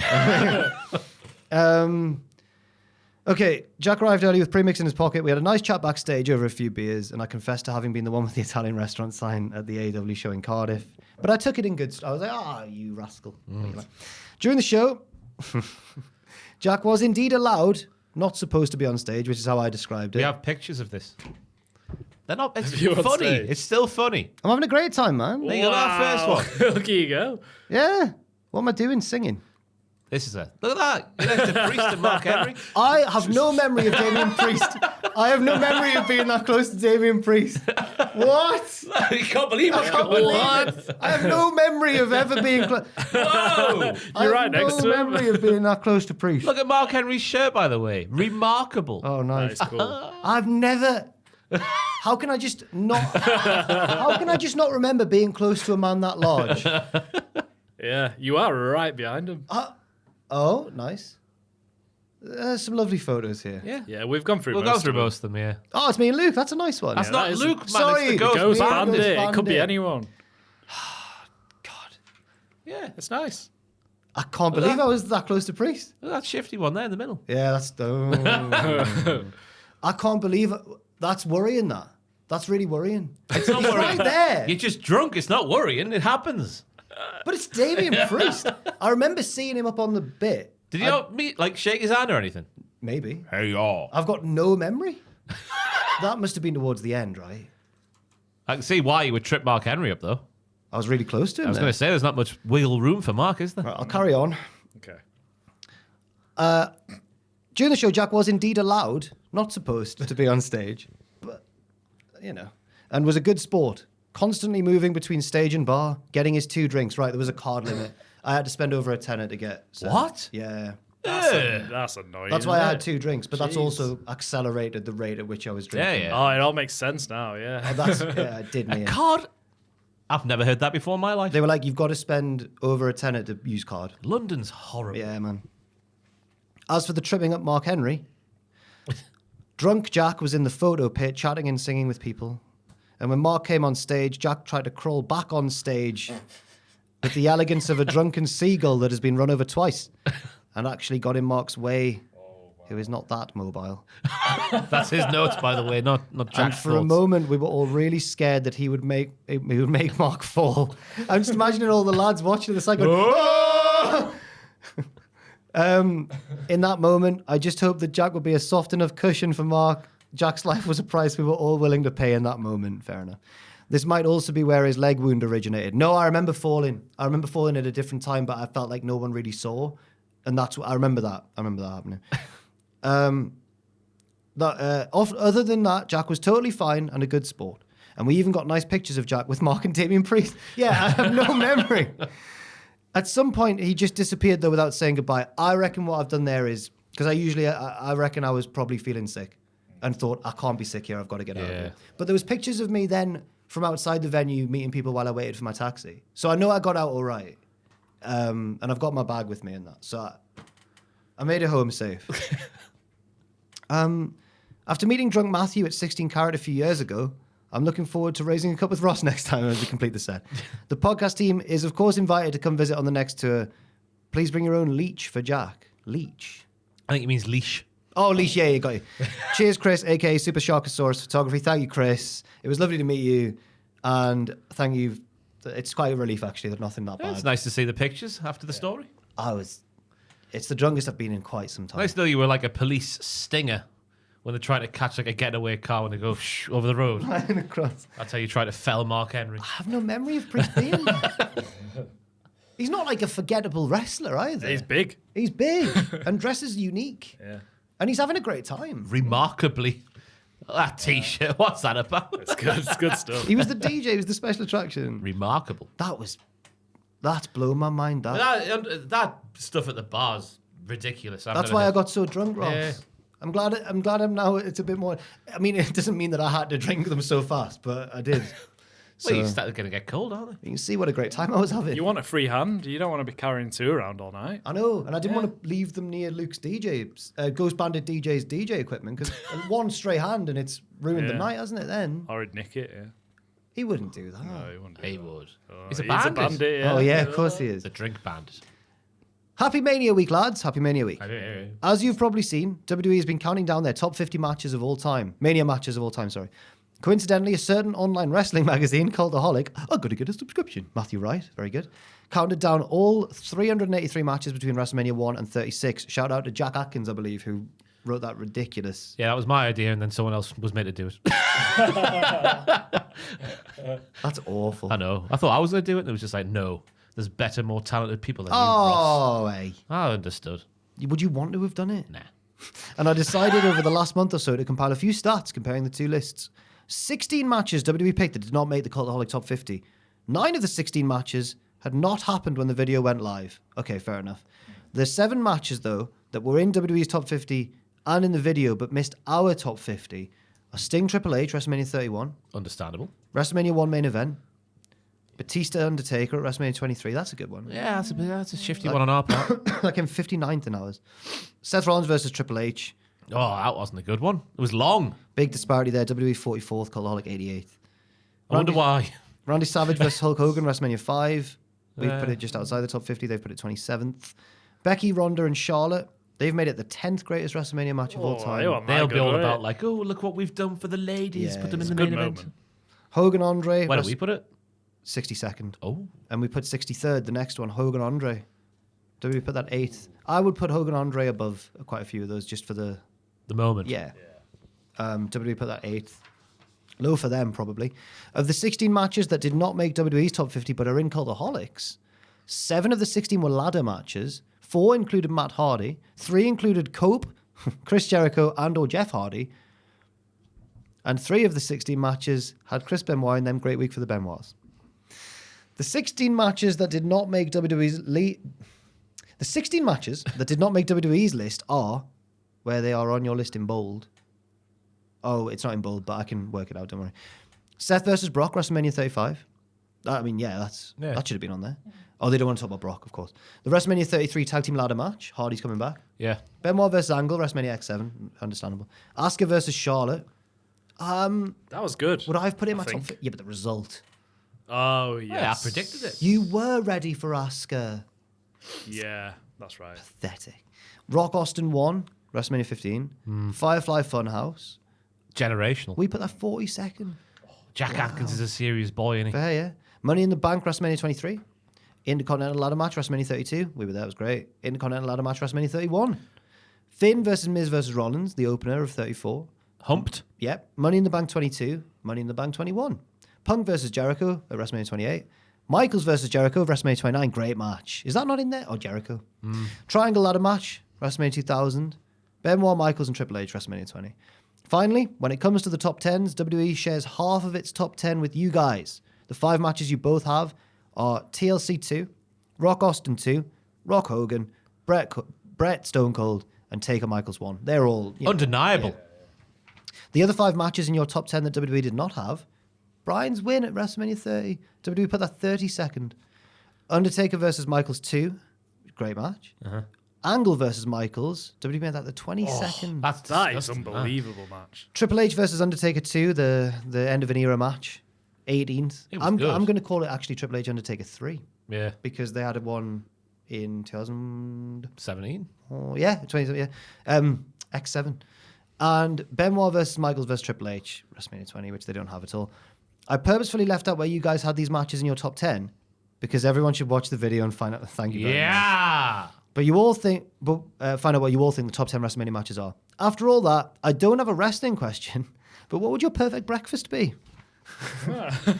Thank you for all your entertainment and astounding amount of work you put in to provide the best wrestling content on YouTube. Congrats on the 900k subscribers. Thank you all very much. Oh, God, thanks, everybody. And I'm so sorry for the massive message. No, we enjoyed it, Jordan. Thank you very work much. went into that one. But I hope you all enjoyed it. Jordan from Saskatchewan, Canada. Thank you, Jordan. Thank you very much. Sourdough bread, Yep. a little bit of butter, tomato sauce, bacon, not crispy, but more than floppy. Okay. Somewhere in between crispy and floppy. No, Not crispy. crispy's the I want best. to cook all the flavour out of it, you sicko. You want that crunch? Second bit of sourdough with a bit more tomato sauce. That's all I need. A lovely coffee as well. Milky coffee. I'm fine. That's me done. You've got to go for the full English as well, haven't you? I've got to go for that. I'm gonna go. Do you not have beans on yours? I'm not really asked about beans on a breakfast. I'd have the beans probably. I just like the versatility it gives the meal. I always feel like you got to split your plate when the beans are on there. You want the beans infiltrating the egg, for example. As Alan Partridge said, use the sausage as a breakwater. Exactly. I might want to mix them, but I want it to be my decision. I'd have scrambled eggs given the choice, but I don't mind. But scrambled I'd choose. The yolk just freaks me out sometimes a bit. I made scrambled eggs in the pan for the first time this week. Isn't it quite straightforward? Very. But I was raised on microwave scrambled eggs, and I've never diverted since. I've never once successfully poached an egg. I've not Have tried. you? Not tried. I don't like egg. Oh, Wow. fair. Why? I don't eat it. What about all the chickens? What are they doing there? Just tastes eggy. I don't like it. Yeah, that's true. Yeah. That's true. is I don't like horrible. some forms of egg. I wouldn't have like a cold egg sandwich with a boiled egg. Comes out of a chicken's ass. Why are you eating that? Do you eat meat? Yeah. Wait until I tell you about that. Yeah, fair. Bacon, I'm the same as you, middle. Yeah. If not even a bit on the soft side. I'd say if crispy's 100% and floppy 0, Yeah. I'm a 65. Oh, 100. I'm Yeah. the same as you. I'm more 75. Wait, Yeah. oh, do you mean crispy? In On the favour of yeah, crispy? 65. Oh, I might be even like 45. You're a 45. Yeah. Whoa. Crazy. Sausages, I must cut them long ways. It makes them, Oh, yeah, it no. makes them What? more delicious. What? In a sandwich, Joe, it makes It sense. is sandwich, So yes. I just but- do that as well on a full English because I just think, I don't What? know. I don't know if that's necessary in the full English. Just like it. Fair enough. You can pop some ketchup on there, spread it. Yeah. So you're picking up a half, but still the full length. Don't know. I usually get bored once I've done that, and I'll just start eating it. Oh, you have a little play with the food. The sourdough bread's a great shout. I don't Yeah. mind I wouldn't mind if it was just lightly toasted white bread. Or Oh, lightly toasted sourdough. And is that all the elements you've got there? All your basic ones? I don't mind mushrooms. Take or leave them. Oh, get mushrooms off the plate. Okay. Yeah, Get your agreed. big plum horrible tomatoes off the I plate. don't want a as well. tomato. Agreed. I don't want a Ugh. tomato Yeah. involved. Ugh. And why not a hash brown? Why not? Oh, crispy hash browns. I'm not like some people who just can't touch black pudding, but I'd rather not have it. I think. I don't mind it once a year. It's all right. Joel? Yeah. Perfect breakfast? Similar to you. Oh, we've all just gone for the full English. No egg, This lad's from Canada. no tomato, no black pudding, no mushrooms. Although, to be fair, they'd have the wrong impression of a full English thanks to the reprobates like Mercedes Monet, Yeah. who Plenty- takes items off the plate and then claims it's not a full breakfast. This is going to seem mad to Americans and Canadians listening because they think, what is the full English about? Yeah. I don't mind I've really been enjoying croissants lately. Nice. A little bit of croissant. Yeah, that's a good breakfast. That. That's pretty good. Little croissant. I was in Or- M&S. I was in foreign territory. Yeah. I don't belong in M&S in the food hall. Maybe they think it's so weird because they think this isn't like we don't get up early and start frying. It's not an everyday thing. It's a hangover, Full me. English. Yeah. Yeah, it's like, a yeah. weekend. Yeah. But the size of their pan au chocolats in M&S is Whoa. worth taking a trip there, let me tell you. Okay, interesting. And interestingly, their canned goods are not as expensive as you might think. One thing they always ask over in North America anyway, isn't it? Is like, do you prefer pancakes or waffles? And if you're talking the American versions of those things, I think I'm pancake. I'm a pancake boy. Yeah, I'm waffle, I think. waffles. Good. I do think American pancakes are probably better than ours, though. Yeah, Yeah, they're, 100%. they're so Thicker, much. smaller. They're ridiculous, aren't they? Ours are just little stringy, Yeah. but they're Paper thin. still nice. But you know, Yeah. Would you go for if you had the choice, sausage sandwich or bacon sandwich? sausage, Bacon all day. Sausage for me. But If it's on their own, it's a sausage. Yeah. It's the sandwich element that makes me say bacon. Really? Yes. fair. I would usually default to a sausage sandwich, but once in a while I would change to a bacon one. I don't use brown sauce. That people go like brown sauce with sausage, Nah. red sauce with bacon. No, I'm Red ketchup for ketchup everything. both. Yeah, Ketchup yeah, yeah. across the board, yeah. Yep. I don't get brown agreed. sauce. Thank you very much for your question there, Jordan. Good evening, fellas. As it's WrestleMania season, me and my mates were doing the annual rematch of Mania X7, as is wrestling law. Or rewatch, I guess that's meant to say. Probably. One of the more memorable moments of the show is the gimmick battle royal. With this in mind, my question is this. If the gimmick battle royal was to return, which gimmicks of the last 25 years would you bring back to participate? Terry Spunk, Big, Schism, come Tuesday. big ups to the pod, and I hope you all enjoy Mania weekend. All the best, Jay from Liverpool. Thank you, Jay. Pooing Ikemanjaro. Yeah, Ikemanjaro's got to be there. Well, Jacket Time as a whole, I'll bring back. Yeah. Obviously, Tony D would have to be in there, even though he's still relevant now. You just Chase got you at the pump. exclusively NXT. Schism. More Schism. You've just Just Ava, actually. Apollo being able to see the future. Brilliant. Yeah. Brilliant. Hard hitting home truths. The wonderful chat show with Nathan Fraser. Who was a former professional footballer before he took over that job. Yeah. But from the main roster, Steve Blackman for me has got to be in there. wasn't from like the last 10 years? Last 25. Last 25. Oh, yeah. Kerwin White, just to make everyone squirm. Yeah. Probably JBL, Boogeyman, of course. Boogeyman. Yeah. Simon Dean, Yeah, he's your boy, Simon Yeah. Dean, the Simon System. Mordecai. Maybe he can come back later if he gets thrown out. Oh, no, it's a battle royal. I was going to say maybe the Blue World Order could also feature. Yeah, Yoshitatsu. Why? Theme's a banger. Oh, really? And I didn't realize he won a match at WrestleMania 26. Oh, did he? I think he won the kickoff show Battle Royal. Go on, Yeah, he Yoshi did. Tatsu. Yeah, Um, saw that this week. Zack Ryder. Woo woo woo. Yeah, woo woo woo. Trying to think from like the 10s. Snitsky and Heidenreich as well. Snitsky. Together. Oh yeah, Adam Rose. Adam Rowe. Oh, yeah. Great shout. Whoa, whoa. that'd be fun. We don't really get like outlandish, apart from at 2.0. On the main roster, you don't really get Maybe General Aziz. Commander Aziz. Commander Aziz, sorry. Was it General or Commander? Commander Aziz, you're right. Yeah. Birchall. Paul, Yeah. his sister. Yeah. Ryan Shamrock, although she probably wasn't the last 25 years. She just misses it. I Just think. misses last 99, 25 yeah. years. Kai and Tai. Just Joe. Just Joe's a great one. S.A. Rios. Oh, anything from Scotty Too Hotty. Get We him said back. Gangrel. Yeah, get Gangrel in there. Tajiri, who's appearing at North this year. Michael P.S. Hayes. I assume he made an appearance in 2000. I think he was in the 2001 one, yeah. He was. Oh, yeah. Well, that was Freebird. I mean, like, just high trousers. God. Who's winning? Ava. Ava from the Schism. I'd give it Gangrel, you know. Till the end of the Gangrel. season. Till the end of the season. Just the way you said that. Give it Gangrel till the end of the season. He has to go, blood. Thank you, Jay from Liverpool. Jay from Liverpool. And now it's time for Rizzes Pizzes.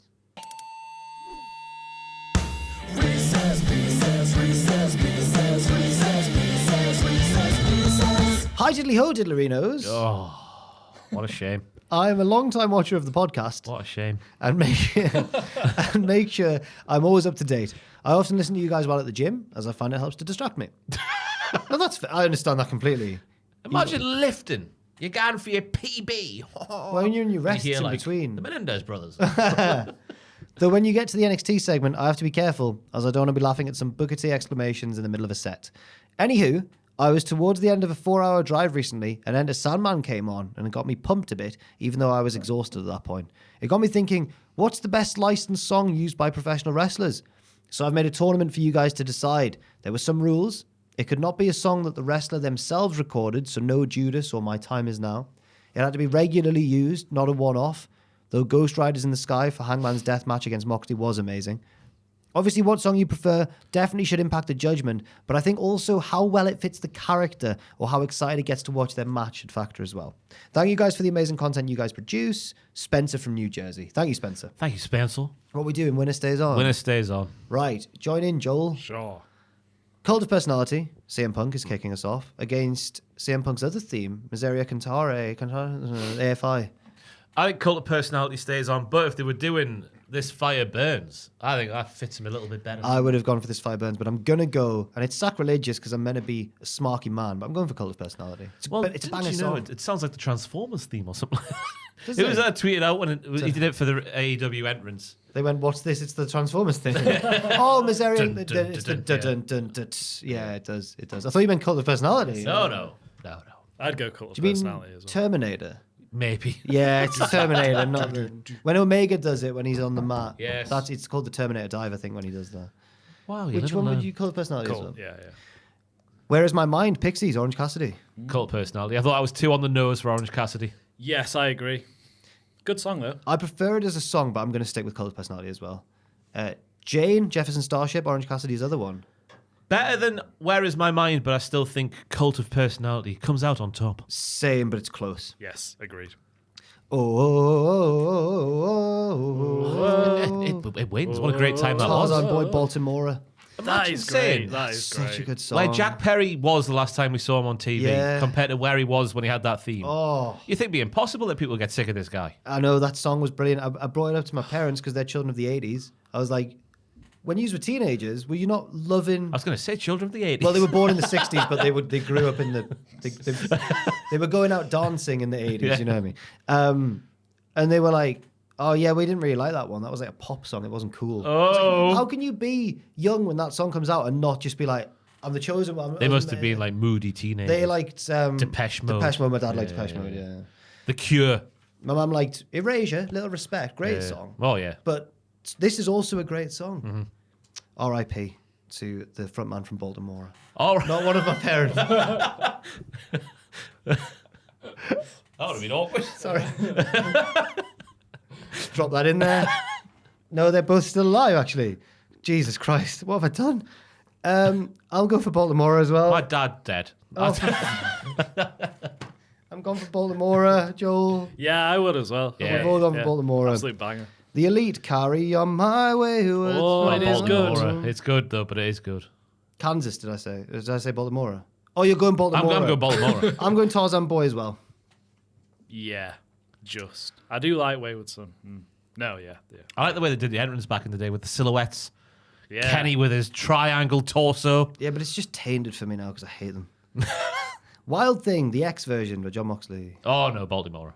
Yes, same. No, I love Wild Thing. No, I Joe. love it. I love it. Wild Thing. I think it's great, and I think Which it suits version did you Moxley. prefer? The original or the... No, the new one. I The like the one Moxley's, with the little I think it's panpipe. great. Yeah. Yeah, it's good. And Moxley's there going, what? No, but we've both gone for Tarzan Boy. So you Unfortunately. lose. That's fair enough. And Sandman, for the Sandman, Metallica. At the Sandman. He's good in it. I'm going Baltimore. You've lost, though. 2-1. Yeah, I'd say so. Metal music generally sort of makes me cringe a little bit sometimes. Worth for No, wrestling. I'm joking, though, I'm you know? joking, I'm just joking. It's not like there's a big crossover between metal fans and wrestling fans. It's just the hush, little darling, don't say. This is a bed. I know, I get it. Sandman. Yeah. I'm sticking with Tarzan Boy. And I think if Sandman's name wasn't the Sandman, I don't think it would suit him. He's more grungy. It still works, though, with the big build-up, and then he starts going... Yeah, with a can on Matthew his did head. it that time, didn't he? He did, On aye. this podcast. Cut his head open. Many hard way. moons ago. Why did he? What was he thinking? I don't know. I still don't know. So you've both gone for Enter Sandman then? It's knocked out Tarzan Boy. Yeah. Barracuda by Heart. Tony Storm used this. Well, she used a cover, did she not? Or did she do it on the indies? I don't know. Because the AEW version is definitely a cover, Okay. but it sounds like Barracuda. Enter Sandman for me. Yes, same. Yeah. Bad reputation, Joan Jett for Ronda Rousey. I'm still going to go Enter Sandman, Yeah. Same. even though that is a humping I song. prefer Bad Reputation as a song, but as we've established, I hate metal. They all just need to grow up. What they do.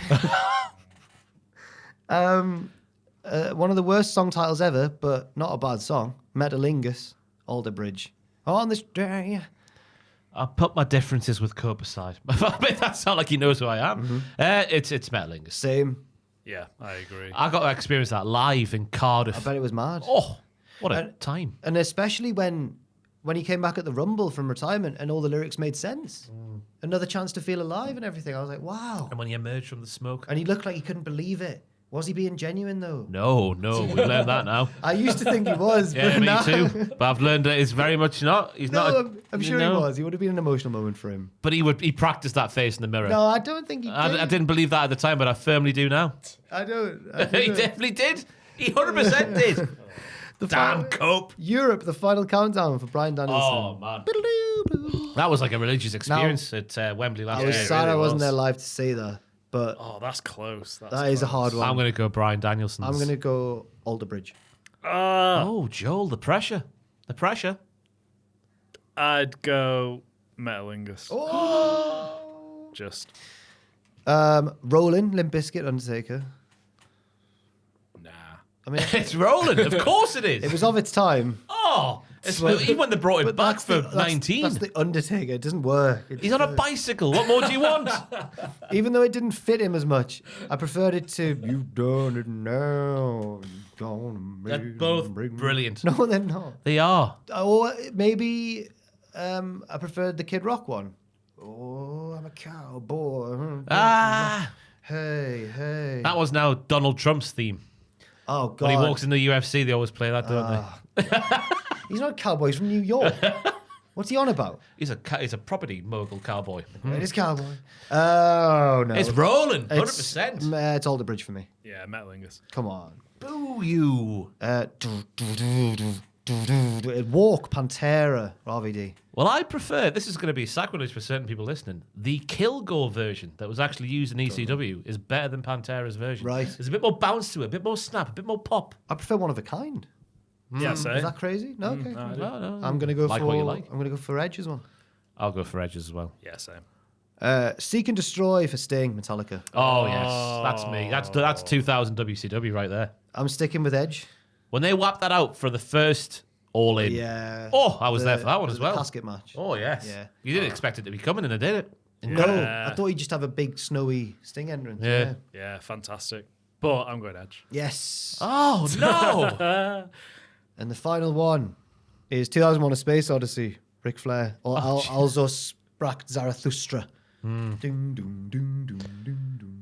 It's Metalingus, isn't it? Then? Yeah, Metalingus, even though that was a great It's one. good though, Great one isn't for Flair, yeah. Yeah, and it fits him. Especially once he was like an old veteran with such a glorious past. But I'm going for Edge. Yeah. Edge has done it. He's won again. Hope has triumphed Can't keep again. a good man down. Can't. He's done it again. Wow. That's the first time I've said that, him practicing that face out loud, and I can't get it out of my head now. I feel like I've just been lied to. I He definitely did, though, I didn't don't he? know. I don't think. I think that was real emotion from him. He's a good actor. You remember me? Wow. Yeah, he wasn't expecting that, was he? When he came back, was it the SummerSlam before the Rumble? He did that spear on Ziggler? was Yes. it? Yeah. On the pre-show, yeah. Yeah, he definitely thought everyone forgot about him. What is that down there? Is it a hairball? Yeah. it There's looks so like many a hairballs giant in here. hairball. What? What about this side of the table? There's several hairballs. What? I don't know why we don't hoover up down here, lads. How has that happened then? Crack the whip.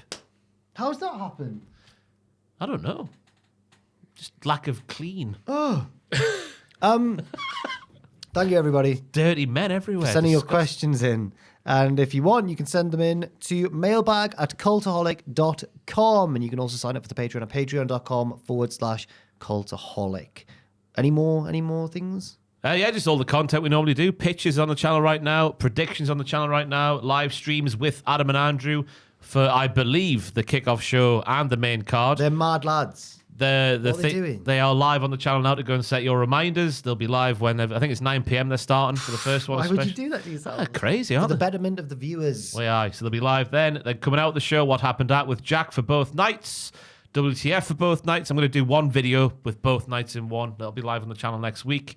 We have the WrestleMania podcast coming out on Monday evening, edited by Richard Yannick Tubman of Poland.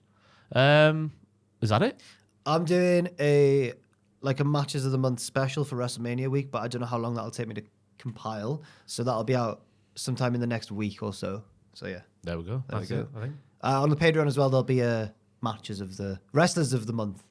Wrestlers of the Month. Matches of the Month on the audio feed.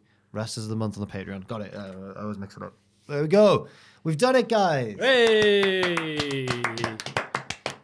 And now we're going to end, like we always do, by pointing at the sign. Well, it's actually WrestleMania this time, so I don't know what to say. Yeah, I don't know what to do. Oh. I don't know. What do you suggest? Joel, suggest what we say.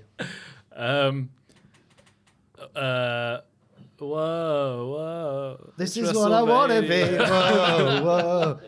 Boom, boom, boom, boom. Matenda's in me room. Oh, we're holding hands now, are we? I thought we that's punched beautiful. hands. Oh, right. Oh, was it more sensual than Yeah, that? you got to kiss. I don't know. Okay. That's inappropriate. Thank you for watching, and we'll see you next time.